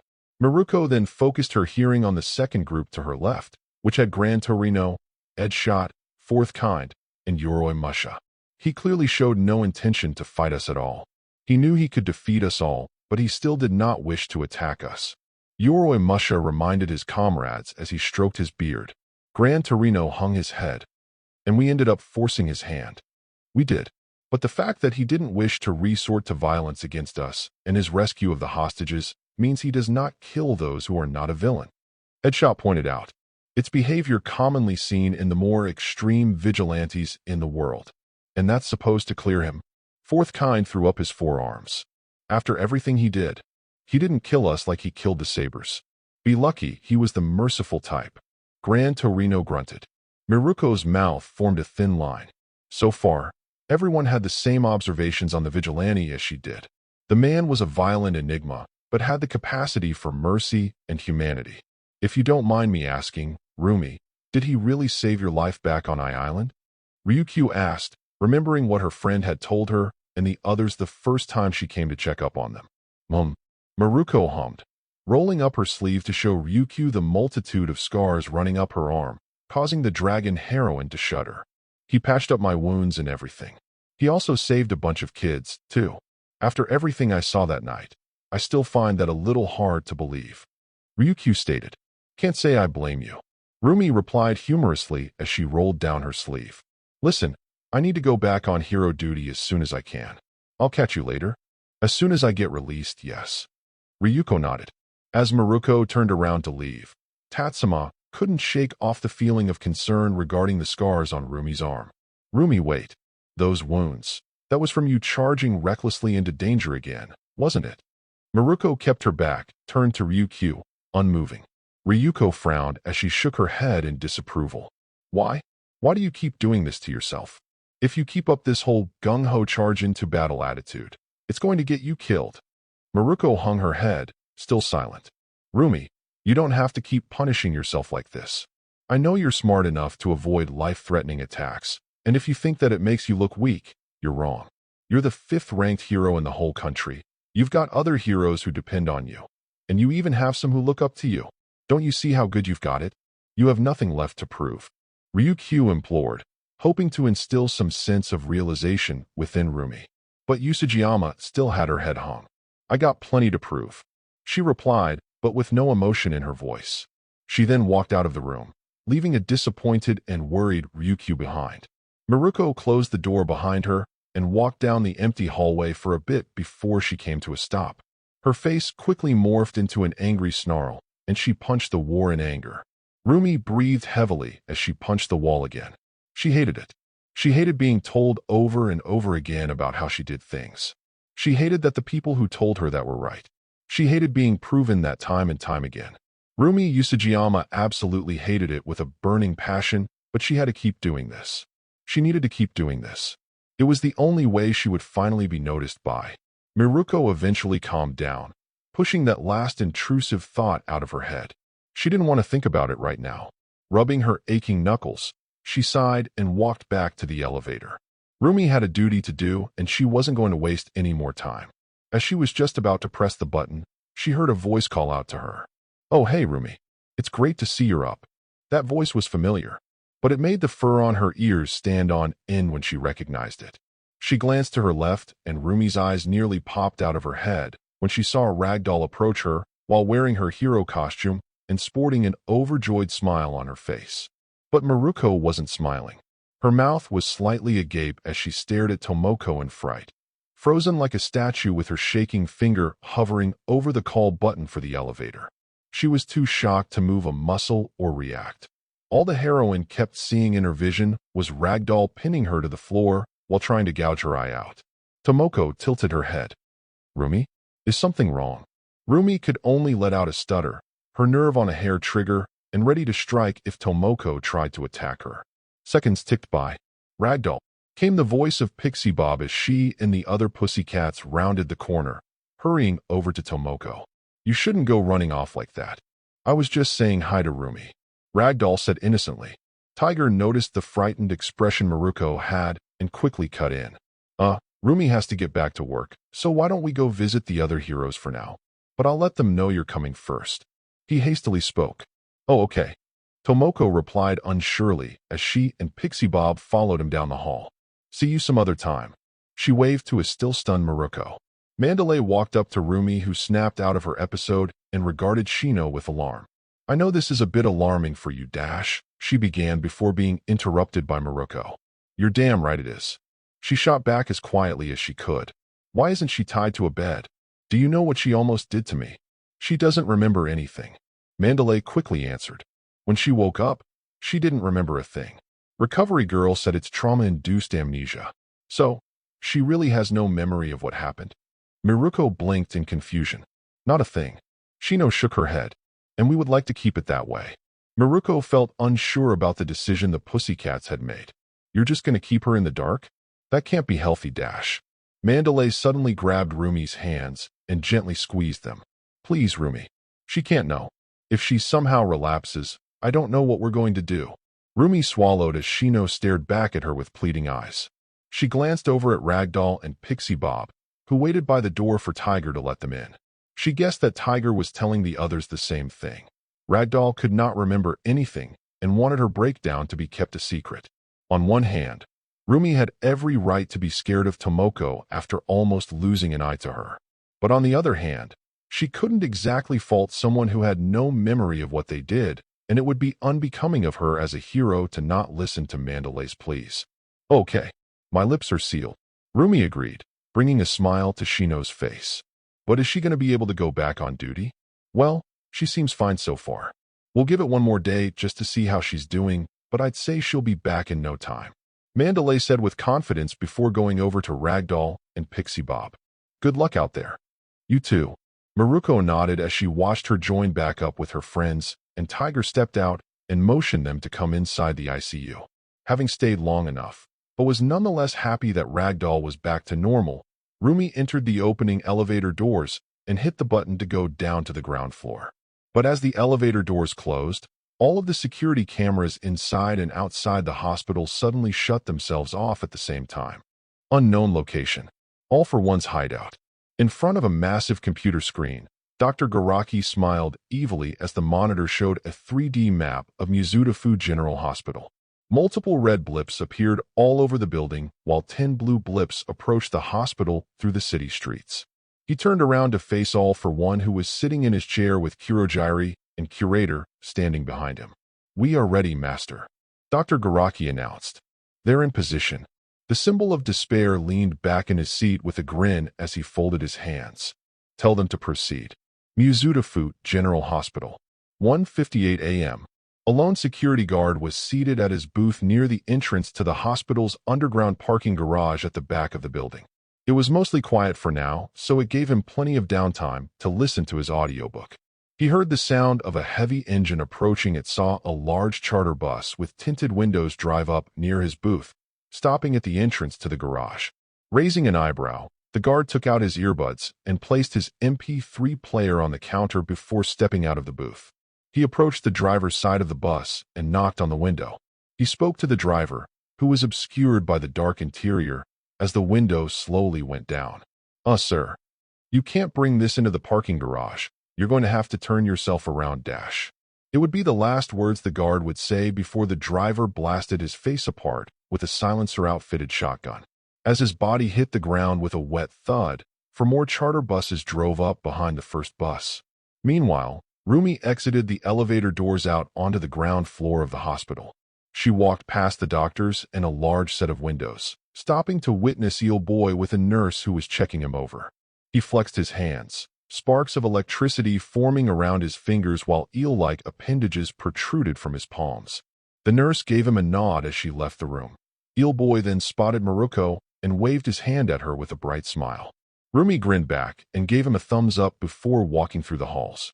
She came into the main lobby, which was somewhat packed, and was about to make her way to the front entrance when she spotted Eraserhead, Rocklock, and Best Jeanist clad in their hero costumes talking to another hero, the Fly. She walked over and called out to them. Hiya, boys. Looks like you're all ready to kick some villain ass. They all turned around, and Rocklock smiled at her. Hey, Arumi. You're in high spirits tonight. We were just about to head out until you came along. Eraserhead pulled down his scarf to speak a little more clearly. Want to join our little team here? Maruko rolled her eyes with a cocky grin and waved her hands dismissively. Come on, guys, you know I don't do team-ups. On the contrary, we need all the help we can get. Best Jeanist politely requested as he twirled a finger through a lock of his hair. This isn't the time for lone wolf antics. We're short-handed as it is, and we're not sure of the scale of disorder Mizuta is in. The Fly stepped forward. He was an average-sized man with long blonde hair, fly-like wings protruding from his arms, and he wore a white shirt and shorts along with decorative armbands and a headband. I came here to see if any heroes were available to help out. I don't even know what's going on out there or the extent of the damage. We really need you with us on this. Rocklock clasped his hands together, dipping his head a little to give Rumi a knowing look. Be a friend. Miruko frowned in annoyance under the expectant gazes of the heroes, save for Eraserhead, who looked as bored as ever, and rubbed the back of her head. Is it that bad out there? Like the Fly said, we don't know much. We still have to do damage control due to the shortage of heroes and dash, Aizawa explained before his cell phone buzzed. He took it out of his pocket and checked to see who was calling. It was Takachi. Sorry, I need to take this. As he walked away from the group to answer, Maruko's ears picked up some crude laughing over in the lobby. She turned around and spotted someone who stuck out like a sore thumb. A tall, dark-tanned man with scraggly black hair done up in a curved mohawk, with two tribal-like bangs on the sides of his head, yellowish eyes, numerous facial piercings, and pointed teeth. He wore black leather pants, a leather jacket that exposed his bare chest, and heavy boots with spurs. He had a seedy, manic smirk on his face which was befitting of his punk-like appearance.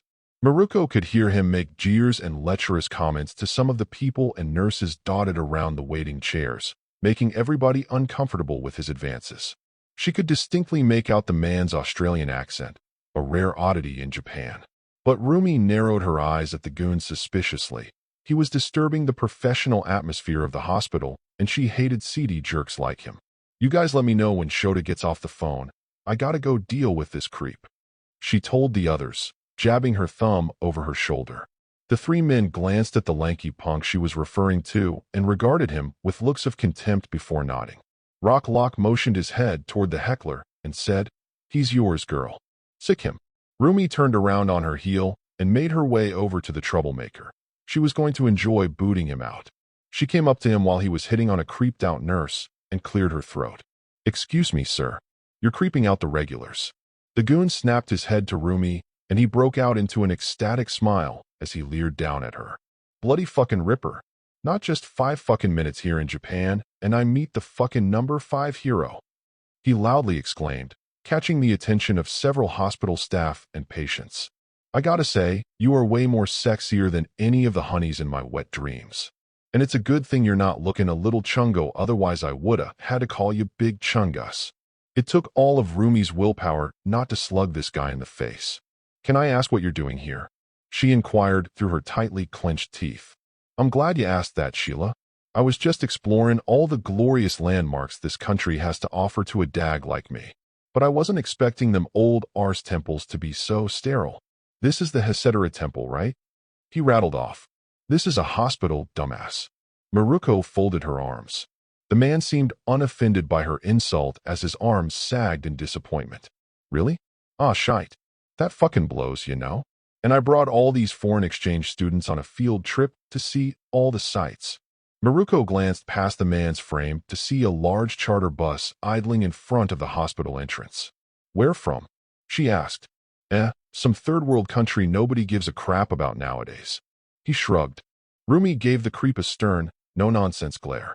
There was definitely something suspicious about this guy, and she wouldn't take any more chances with him. "Listen, Buster. I don't know what kind of internet streamer bullshit you're pulling, but these people have had it rough for the past couple of days, and they don't need a prankster like you making things worse for them. So I suggest you get lost right now before I kick you out of here myself," she threatened as she jabbed her finger into his chest. However, Maruko never noticed the driver of the charter bus bail out of the vehicle and run away as fast as he could. "Rumi," she suddenly heard erase her head as he and the others ran over to her. "We need to go now. Detective Naomasis just informed me the vigilante's been sighted in Muasudafu." "He's here? For real?" Maruko exclaimed as her ears shot up. Rocklock nodded. "Yeah, get this creep out of here so we can dash." Suddenly, a loud explosion coming from the back of the building rocked the hospital, nearly knocking everyone off their feet. The lights flicked sporadically and dust rained down from the ceiling, while packed gasps and shouts came from the staff and patients. The heroes regained their balance and snapped their heads around in shock and confusion. "What on earth was that?" Beast Genus shouted. "Well now, looks like my mates are right on schedule," they heard the punk say. Rumi and the others whirled around to face the man who was now wearing a psychotic grin as he held up his hand. "Ciao." The second he snapped his fingers, the bus outside exploded into a blinding fireball that decimated the entire front entrance. 2 ambulances parked outside were destroyed in the blast, while anyone unlucky enough to stray close to the bus was instantly incinerated. The force of the explosion sent broken glass and shrapnel that perforated the staff in a storm of razor-sharp projectiles. One nurse was instantly guillotined when a large shard of glass sliced through her neck. The blast wave propelled the heroes backward as if they were fired out of a cannon and were sent sprawling to the floor or slammed into the walls. Maruko was thrown into the front desk, the back of her head thwacking against the furniture and giving her a concussion. Rumi was seeing double as she slumped to the ground. Everything hurt and her ears were ringing like crazy. She struggled to get herself up, but her limbs were like wet noodles as she tried her hardest to stay conscious. She eventually regained her eyesight, and despite being heavily blurred, she could easily make out the horrific chaos around her. The blown open entrance, glass and debris littering the floor, dead bodies of patients and doctors, errant fires around the lobby, and the occasional severed limb. But her friends were nowhere to be found. She could barely make anything out. Her hearing came back to her, and she was bombarded with the sounds of blaring fire alarms and the dying screams of people. But then there was a noise that cut through the cacophony of chaos. Laughing. Whoa, yeah? Ain't nothing like a bus full of explosives to give you a fucking woody. The man hollered boisterously as he danced into view. He dug out a walkie-talkie out of his pocket as he cracked his neck. You're clear to enter, mates. Move in. Miruko lifted her head to witness 4 more charter buses roll into view outside and form a semicircle formation outside the hospital, blocking it off. Each of the bus doors opened and dozens of heavily armed men poured out from the buses, and their numbers kept growing and growing until they easily numbered over 100 or more. All the men were dressed in blood-red biker outfits, spiked shoulder pads, Kevlar vests, mohawks, tattoos, ammo belts, combat knives, motorcycle helmets, hockey masks, and war paint. On their uniforms was the insignia of a smiley face covered in blood, had crooked teeth, bloodshot eyes, and 2 machetes in a skull and crossbones configuration. They all carried a menagerie of heavily modified, graffiti-covered, 20th century firearms outfitted with impractical but deadly attachments. She could hear their gleeful cackles and braying laughter as they all piled into the burning lobby before the punk. 3 men came forward carrying a mask made out of a bull skull and 2 Hawk MM-1 grenade launchers with underbarrel bayonets. As soon as he fit the helmet onto his head, his mohawk popping out of the top of the skull, Rumi instantly recognized who this man was from a news report a long time ago. Marrow Mad Jack, leader of the Bloody Bogans, a gang of murderers and lunatics that made the Steel Sabres seem like fun company. Hailing from the scorching hot deserts of the Australian outback, this psychotic gang of anarchists roamed the countryside, wiping out towns in a single night while stealing everything that wasn't nailed down and murdering anyone in their path. Rumi heard a groan from nearby and saw the fly slowly come to and sit up. Rumi panicked and tried to warn him, but all that came out was a pained croak. Unfortunately for the fly, Marrow Mad Jack spotted him. He holstered one of his grenade launchers and multiple stakes made of solid bone ripped out of his arm, cawing around his hand until it formed a large drill. He darted toward the disoriented hero and drove the spinning bone drill right into the fly's abdomen. The pointed end of the drill speared out the back of his body as it spun around in his stomach, mulching his organs with a horrible sound as Maruko helplessly watched with open-mouthed horror. Blood poured from the fly's mouth as the bone drill liquefied his guts before Mad Jack chucked him away towards the far end of the lobby and fired his grenade launcher.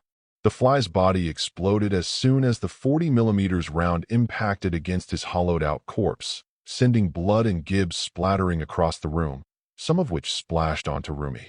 She could feel the sticky warm blood dribbled down her face as the bloody bogans howled with cruel laughter and cheers. Rumi was hyperventilating, desperately fighting off the urge to cry out in anguish over being unable to save a fellow hero. Her eyes slowly trailed upwards at Marrow Mad Jack, who was looking right at her while giving her the most evil, sickening smile imaginable. Her previous feelings of sorrow gave way to pure, hateful fury as she angrily bared her teeth at Mad Jack like a pit bull. Mad Jack turned around to address his cohorts. "All right, you cunts. Listen up, 'cause I got a class assignment for all of ya," he bellowed to his men. "Our boys in the back are already getting to work in the basement to offload all of AFO's crap." Maruko's eyes briefly widened. These guys were working for the League of Villains. "I want the rest of you to tear this fucking hospital to fucking pieces while setting up defenses to hold off the cops in case they come flocking here. Capture any hero you see so we can execute him later, and as for the civvies, You all know the drill. You make the kill, you revel in the spill. If any of them tries to run or fight back, you don't stop shooting until they're dead, dead, dead. More crazed cheers erupted from the horde of gang members as they started shooting anyone who survived the explosion, fanning out around the hospital, gathering weapons and ammo from the buses, and charging through the halls to go on a killing spree. Miruko witnessed several bogans haul away the unconscious forms of Eraserhead, Best Jeanist, and Rocklock, while another large mob stampeded upstairs to cause more chaos. With a defiant roar, Miruko hauled herself up despite the painful concussion and tried to attack Mad Jack, but he spun around and slammed his boot heel into her face, plunging her whole world into darkness. Mizutofu City outskirts. 2:09 a.m. The doomslayer cruised his rampart through the empty roads, the forestry passing by him as he left the shining cityscape of Mizutofu behind. He neared the empty drainage canal and drove down the incline to the drainage tunnel which would lead back to his hidden base. Suddenly, Vega chimed in. /critical alert. Proceed to Mizutofu General Hospital immediately. Currently under siege by villains, multiple civilian casualties have been confirmed. The Great Slayer's face morphed into a scowl as he swerved his rampart around, drove up the slope, and sped off down the road back towards Mizutofu as Vega relayed police radio chatter. Officers under heavy automatic rifle fire at Mizutofu Hospital. They're turning our car into Swiss cheese. We need immediate backup assistance now. Now, goddammit, now. He gritted his teeth in frustrated confusion. How was All for One able to carry out his plan? He had eliminated his gangs in Mizutofu. There was no way he could launch his primary objective without a distraction. For the first time in eons, Taggart had an expression of horrified realization behind his helmet. He may have destroyed all of the gangs, but with the police and heroes currently occupied with cleaning up his mess, or in some cases, knocked out by him, he had unknowingly become the distraction AFO was planning for. It would seem that despite the significant loss of his men, All for One has not only navigated around our counterattack, but has also taken advantage of the confusion we have inadvertently started to initiate his plot. I have made a critical error. Regardless, proceed to Mizutofu General Hospital ASAP. We must ascertain why he chose this hospital as a target and minimize any more casualties. Silently snarling, the Bane of Hell revved up the rampart and throttled down the road as fast as his vehicle could go. Heads were going to roll. To be continued. Chapter 40. Bear witness. I'm not afraid of werewolves or vampires or haunted hotels. I'm afraid of what real human beings do to other real human beings. Walter John Williams. Mizutofu Midoriya Residence. 2:11 a.m. Izuku stirred awake in his bed when he heard the buzzing of his vibrating cell phone. Uttering a tired groan, he lethargically flopped his hand onto the nightstand as he fumbled for the phone. It fell to the floor, and Izuku had to tiredly slump over the edge of the bed to pick it up. He looked at the screen, the bright light stinging his sleepy eyes, and could make out Kirishima's caller ID. Midoriya sighed. He had just entered a blissful, nightmare-free sleep, and now he had just been rudely interrupted. He did not know why his friend was calling him this late, but there had better be a good reason. He pressed the answer button and held it up to his ear. Hello. Izuku yawned. Midoriya. Dude, are you awake? Izuku jumped at the volume of his friend's screaming voice. Ga? Yeah, I am now dash. Turn on the TV. It doesn't matter which channel. Just turn it on right now. WY. Izuku stuttered, the sleep wearing off and giving way to concern. What's going on? Mizutofu Hospital's being attacked. Izuku's eyes slowly widened in horror until they were as wide as dinner plates. What? His breath hitched in his throat. A villain gang just started ransacking it. They're shooting at anyone who tries to get too close. It's all over the news. Midoriya's breathing quickened to the point where he was hyperventilating as his heartbeat accelerated like a Formula One car. He shakily turned his head towards his open window and could gradually hear the sounds of popping gunfire and muffled explosions. Izuku stumbled out of bed, dropped the phone, and threw his door open before running down the hall as fast as he could. He tripped over himself and banged against the door to Inko's room, waking her up, but he scrambled back onto his feet and darted into the living room. where he dove over the couch and grabbed the remote. He switched it on and flipped to the news channel that displayed a flustered news anchor and big, bold taglines. Breaking news: Mizudafu General Hospital under villain attack. Staggering, civilian casualties confirmed, heroes and law enforcement unable to approach perimeter. The remote control fell from his hands as reality hit him like a truck. This was no bad dream, even though he wished it were. He stood there in stunned silence as his concerned mother entered the living room. Inko was about to ask her son what was going on, but as soon as she saw the news report, she gasped and covered her mouth. Mizudafu Ida residence. Sitting on his couch, Tinya's knuckles turned white as he tightly gripped his knees. His teeth chattered together as he absorbed every word from the news anchor about the attack on the hospital.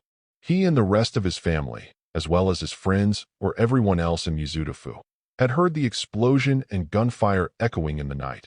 And that's when he received a phone call from his friends that Mizudafu General Hospital was under attack. What scared him the most about this horrific act of terrorism wasn't just the innocent people being hurt or killed. It was the fact that Shoto Todoroki was still in the building, and there was no way to know if he was safe or not. Seated next to Ida were his mother and father, who bore the same expression of dread he had.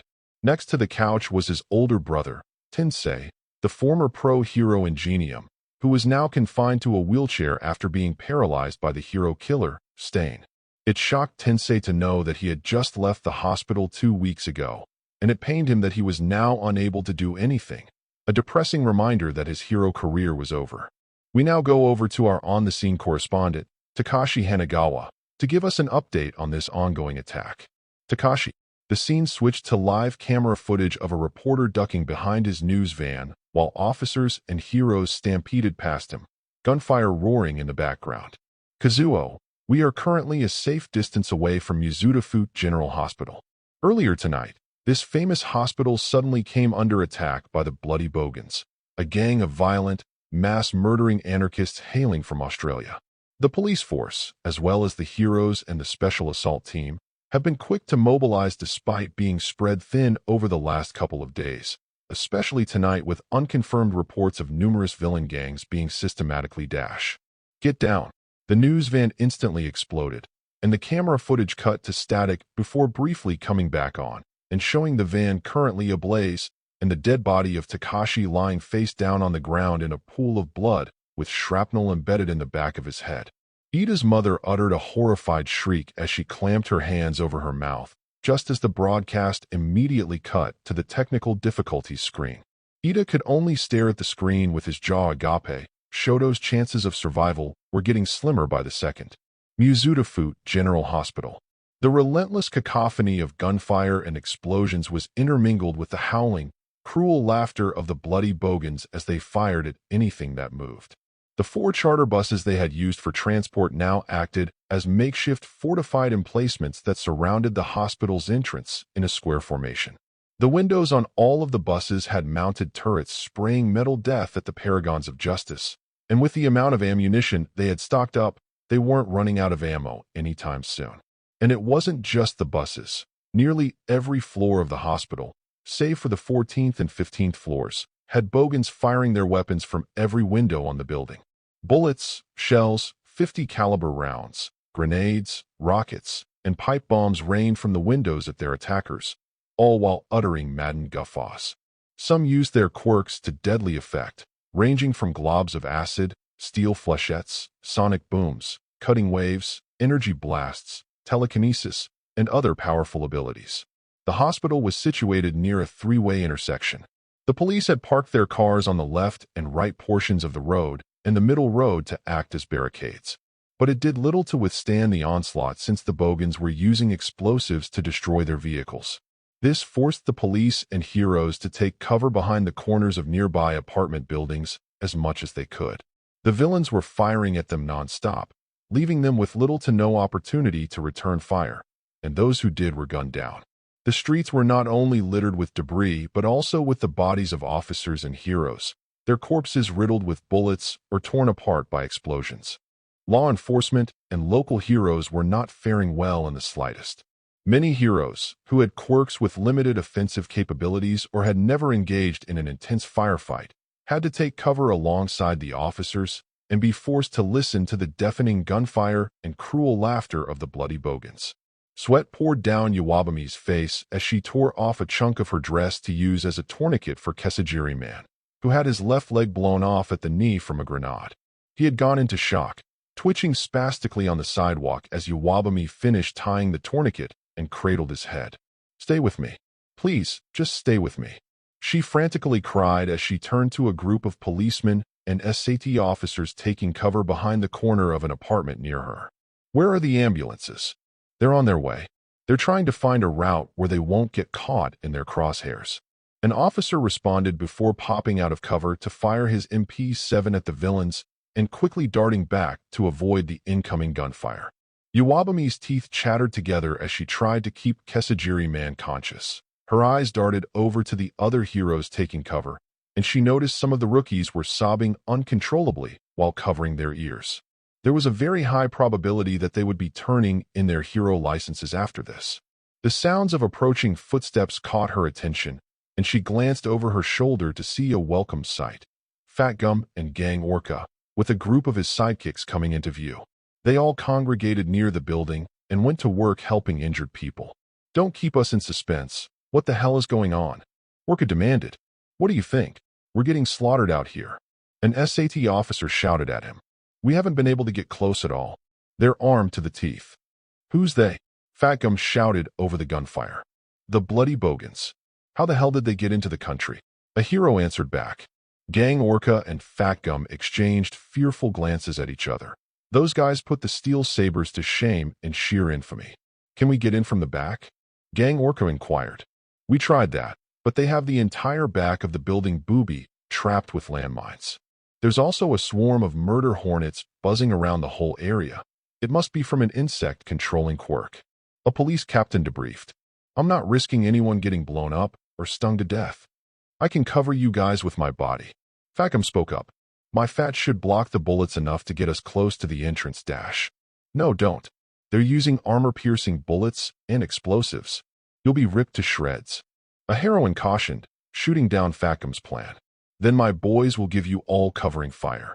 Gang Orca gestured to his assembled gang of sidekicks, clad in black bodysuits with armor plating and outfitted with wrist-mounted firearms. "Cement guns? You brought cement guns." An SAT officer shouted at him. "What the fuck are those going to do?" Gang Orca felt his confidence plummet at the officer's harsh words. He was right. How were support items meant for non-lethal takedowns going to stop a heavily armed mob of crazed mass murderers? Just like Island, they were grossly unprepared for a situation like this. It only served to remind Kugo that he, back when he was a teen in UA, had received very little training on the use of lethal force when all other options had been exhausted. Once this nightmare was over, he was going straight to Nizu and advising him on. "Incoming." A loud whistling sound cut through the air as an RPG launched from one of the bogans sailed towards the group.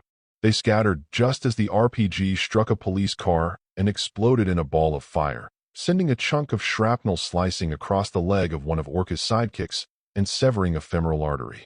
As Kugo helped the injured sidekick, the rest of his crew used their cement guns to create a barrier between the intersection and the law to shield them from the bogan's gunfire.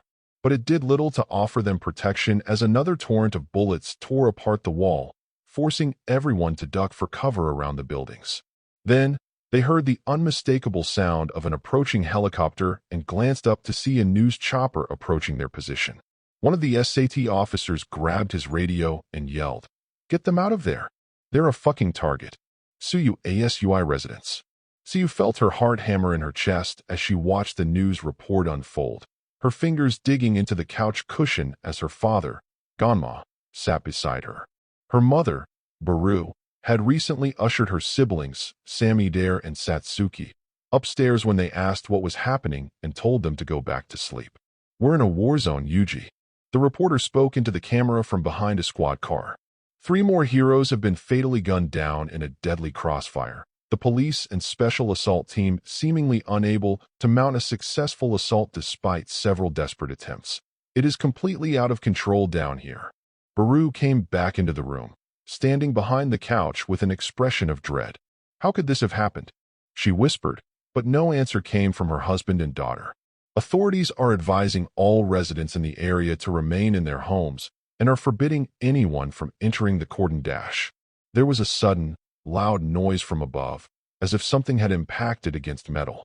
The reporter looked up, and the cameraman followed his gaze to see a news chopper above them with a massive slab of rock embedded right into the cockpit. The helicopter immediately went into a tailspin, hurtling towards the roof of the hospital, where it crash-landed in a fiery explosion that sent the tail rotors spiraling towards the news crew. They dove out of the way just as the rotor cleaved through the car and into a drug store, sending debris, sparks, and flames scattering across the ground.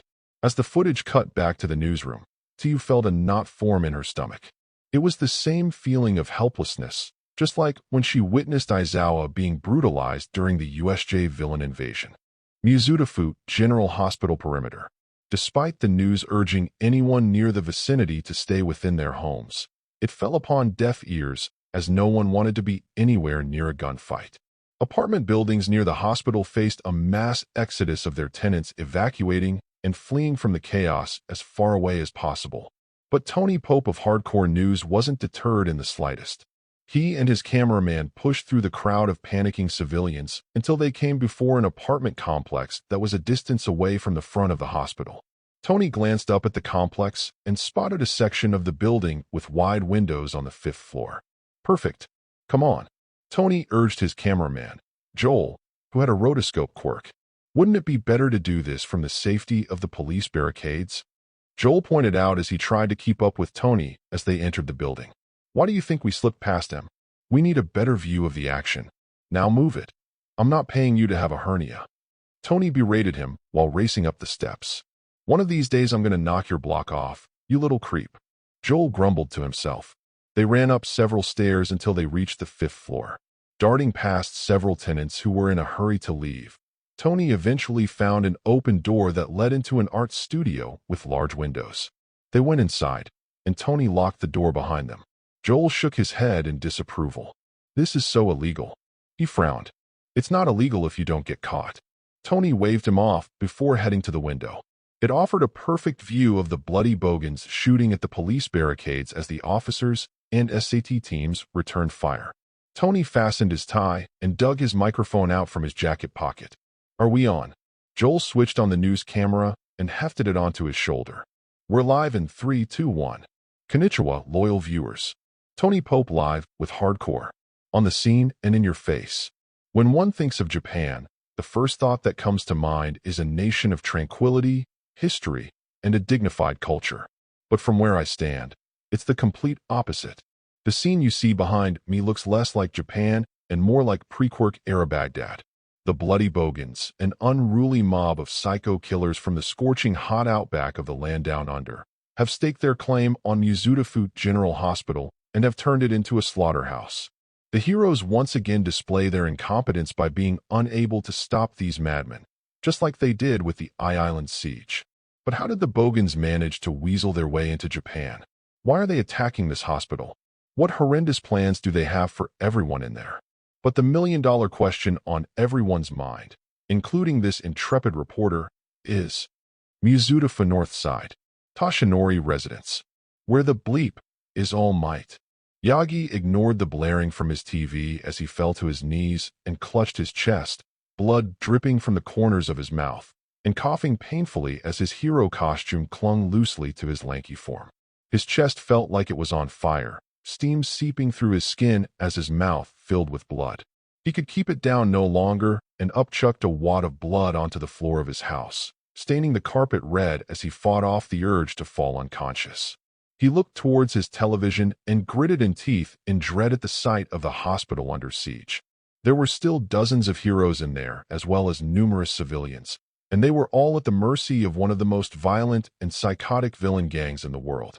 He didn't know how they managed to get into Japan, but this had AFO's name all over it. Watching the carnage unfold on TV, Yagi felt despair and frustration well up from within. He was still in no condition to go out and do his duty, and he needed more time to conserve OFA. He felt tears prick the corner of his eyes over his deplorable situation. Innocent people were being slaughtered, and there was nothing he could do to stop it. How could he call himself the symbol of peace if he was unable to protect anybody? The ringing of his phone snapped him out of his grief, and he forced himself up, using the coffee table as leverage, as he hobbled over to the kitchen where the landline phone was. He could make out Sayaka Grant's caller ID, and he swiftly picked up the receiver. Sayaka. He stuttered, his nerves alight with pain. Yagi, thank God you answered. Listen to me. Do not attempt to go to Mizuta General. I know full well that you haven't fully recovered yet, and if you attempt to go out now, you would be burning through more of One for All. There's also the possibility that you could be killed if you powered down during the thick of it. I know that, Yagi replied before Sayaka cut him off. Then let us handle it. I've already put out a call for JSDF support. Let them assist the heroes. I know it won't save everybody, but it's all we can do. All for One is behind this. There's no question about it. How else were the bloody Bogans able to get into Japan? He gritted his teeth. We'll do an investigation after we resolve this crisis. Until then, stay put. I'll have my spin team work on a cover story about your absence. Yagi did not answer, biting down on his lower lip. I know you don't like this, but No, I understand. Yagi conceded. I leave this matter to you. We'll get to the bottom of this, Toshinori. I swear. The call ended, and Yagi hung up the phone, slumping against the kitchen counter. The sounds of gunfire continued to blast from the TV, each gunshot signaling the death of another civilian, officer, and hero. Tears running down his cheeks, he gripped the sides of his head as he uttered a hollow, broken sob.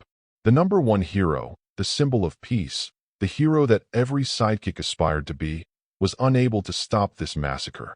And Yagi knew that he was to blame for this, all because he did not kill All for One when he had the chance. Nana Shimura chose wrong. Kamino Ward League of Villains hideout. Everyone was gathered in the bar's rec room in front of the TV, watching live footage of the hospital attack. C4 was seated on the couch with Mustard, Muscular, Dusty Ash, and Gust Boy, while Toga and Moonfish sat on the floor in front of the TV. Volcano stood next to the couch on the right side, while Spinner stood on the left side. The mood for the villains was one of elation and satisfaction. Most of them had big smiles on their faces and took great pleasure in watching the Bogans unleash hell upon the heroes. Man, what I would give to be there right now. Mustard settled into the couch with a cruel smile. Same here. I can't believe that stupid fuck thought he could stop AFO's plan. Muscular laughed. But how are we going to replace the other gangs he splattered? C4 casually waved at him. Easily fixed, muscles. There's thousands of gangs all across Japan. AFO can easily find volunteers. Another explosion emanated from the television, and Toga squealed in delight when it showed several bullet-ridden heroes lying on the ground with blood pooling around their bodies. Yes. Oh, this is amazing. I never thought you would get to see something like this on TV. It's like a dream come true. She swooned blissfully as she cupped her blushing cheeks.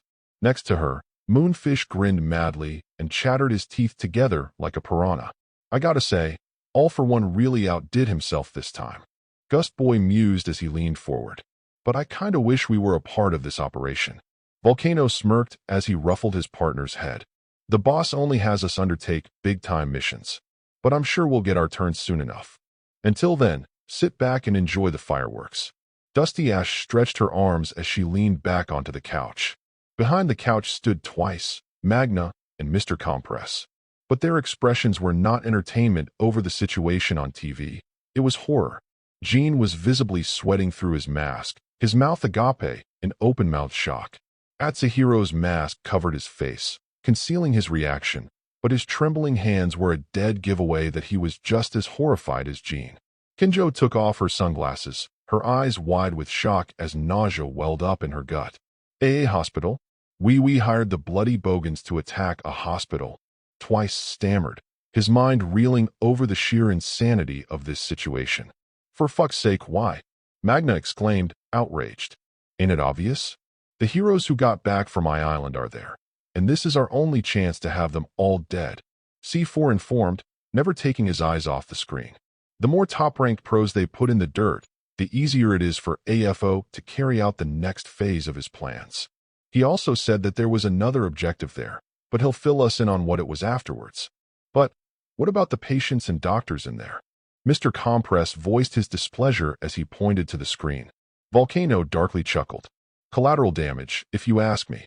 Spinner folded his arms and sighed through his nose. If we are to rid society of the shackles heroism has bound it with, then they are a necessary sacrifice. His expression suddenly turned wrathful. The only good hero is a dead one, especially those who side with them. Amen to that. Muscular raised his fist triumphantly. Twice, Magna and Mr. Compress could only stare in shock at their comrades, waving off the deaths of civilians like it weren't a big deal. The three of them stood in silent horror and brewing regret of joining the League as the massacre continued to play on the TV. Off to the side, Shigaraki sat on a chair backwards, his arms folded on the top rail. Tamura stayed dead silent throughout the whole news coverage, his eyes laser-focused on the screen. It was a perfect plan to eliminate swaths of heroes, but he was more focused on whether All Might or the Vigilante were going to respond to this attack. Either way, any outcome would aggravate him further. Far away from the others, Dabi stood near the doorway of the rec room, still as a statue. He was not happy at all about this situation. Not because of the civilians being caught in the crossfire, he couldn't care less about them, but it was because Endeavor was reported to be at that hospital, and the bloody Bogans had orders to kill every hero in there. Endeavor was his to kill. AFO's orders be damned. He was not going to let those Bogan idiots rob him of his vengeance. Noticing that everyone was too absorbed with the assault happening on TV, Dabi quietly slipped out of the room, exited out the back door, and ran out into the streets of Kamino. He surveyed the area, trying to find transportation that could get him to the hospital and create a distraction, until he saw his quarry, a large petrol tanker truck idling at a gas station a distance away. Narrowing his eyes, Dabi broke out into a sprint towards the gas station. Inside the truck cabin, the driver's partner impatiently drummed his fingers on his lap as he waited for him to come back from the restroom. "How long does it take to use the toilet?" he muttered to himself as he stared at the convenience store through his window. He heard the door open behind him and someone climb into the truck cabin. "About time, man. Let's go already, Dash." His words died in his throat when he turned his head and saw not his partner, but rather a horribly burned man sitting down and closing the door. The intruder then turned to him, glaring daggers as wisps of blue flames flared out from the corner of his eyes. "Get out," Dabi dangerously intoned. He didn't feel like immolating the guy. The man threw the passenger door open and ran for his life into the convenience store. Once he was gone, Dabi closed the passenger door, took hold of the steering wheel, and slammed his foot on the gas. The truck lurched forward and gradually picked up speed until it barreled through the streets with Dabi at the wheel, dead set on ensuring the Bogans did not kill Endeavor. Only him. Muzutafu, 2:34 a.m. "Dude, this is so fucked," a teen muttered as he watched the news report on his friend's phone. "I know, right? I mean, this is really effing bad, man," the shorter teen responded. The two of them stood huddled near each other on the sidewalk, a solitary lamp post shining down on them as they continued to view the coverage of the attack. They were so engrossed that they never noticed a woman running towards them. She bumped into the shorter teen, knocking the phone out of his hands as she ran down the sidewalk. "Stay inside. It's for your own good," she shouted at them over her shoulder. "Hey, excuse you, skank." The taller teen barked at her indignantly. Gritting her teeth, Lady Nagant darted around the intersection and continued running down the street. As soon as she heard what was happening over at Muzutafu General Hospital, she made a break towards the area as fast as she could. She decided to take off her wig, stuff it into her coat pocket, and activate her boost boots to help expedite her journey. She boosted up to the metal scaffolding on the side of a building and double-jumped off of it, landing on the roof. Kana could make out the thin spires of smoke out in the distance, along with the brief flashes of explosions and sounds of automatic rifle fire. Seeing that she still had a long way to go, Lady Nagant jumped from roof to roof with the help of her boost boots, hoping that she could get there in time to provide fire support far from the law and kill as many villains as she could. The reliquary. Ulthane trudged through the halls, letting out a loud yawn as he rubbed the sleep out of his eyes. He was rudely awoken from his slumber by the Crowfather's crow. The blasted rat with wings cawed as loud as it could into his ear. That could only mean that the Crowfather needed to see him, and it was urgent. He walked through the museum area of the reliquary until he came into the Crowfather's personal study and was met with his sight of the Crowfather and the horsemen gathered in the room. "Bloody hell, laddies, did ye have to wake me up this late?" Ulthane grumbled. Did we wake the baby?" Strife teased before the Crowfather swiftly threw one of his heavy books at the back of the Nephilim's head. "Ow, what the dash? There is a valid reason for rousing you from your sleep, Ulthane," the Crowfather began, ignoring the aggravated grumbles from Strife. "The four horsemen have found the missing piece to the Helix Stone. Most fortuitous, if I say so myself." "Really now? Could a waited till mornin'?" Ulthane responded dully. The Crowfather felt his eye twitch at Ulthane's apathetic reaction. "For a watcher, I feel as though you should take a greater interest in this," Death said as he placed a hand on the Helix Stone fragment, sitting on a table near the rest of the Helix Stone. "We ventured into hell, and were able to procure this from Vulgrim and Dis-Dash." "What? You went to those wankers?" Ulthane's eyes snapped fully open, now fully invested and awake. "How much did ye have to pay him? I hope it wasn't Dash." Fury stepped forward and waved him down with a confident smirk. "Calm yourself. We would never pay them in souls unless we had no choice. They were quite willing to hand it over free of charge." "Bah, like HM gonna believe the load of malarkey." Ulthane scoffed. "Wait, you sure you didn't threaten them?" Fury chuckled. "I wish. My sister is being truthful to you, Ulthane." War spoke. Vulgrim and Dis parted with the fragment without incident. Ulthane raised an eyebrow at the horseman. The mere thought of demons being reasonable or even amicable was unheard of. He went over to the fragment and, out of curiosity, picked it up and slotted it into the damaged section of the Helix Stone where it had broken off. It fit like a glove, and now Ulthane and the Crowfather had a better picture of who the second Slayer was. The Crowfather stroked his beard as he studied the now completed mural. HRMM, distinctly female, but rather peculiar features. He observed, "Are those bunny ears? Are you all sure those sods didn't swindle ye?" Ulthane raised a skeptical eyebrow at the horseman. The Nephilim glanced at each other, and Death sighed through his nose. "It is no trick. We can confirm that this is indeed genuine, and we might know who it is," he revealed, much to Ulthane and the Crowfather's shock. "Jings," Ulthane whispered in astonishment. "Could this second Slayer be on Earth as we speak?" The Crowfather pressed, eager for answers. "Yeo, it was someone the Slayer helped a while ago." Strife scratched the back of his head awkwardly. "It's Dash." War placed a hand on his brother's shoulder, stopping him. "Before we reveal the identity of the second Slayer, I find it wise to inform the Ascendant Realm first." To be continued. And that's it for today. I hope you enjoyed Support the Writer. Don't forget to like, sub, and share.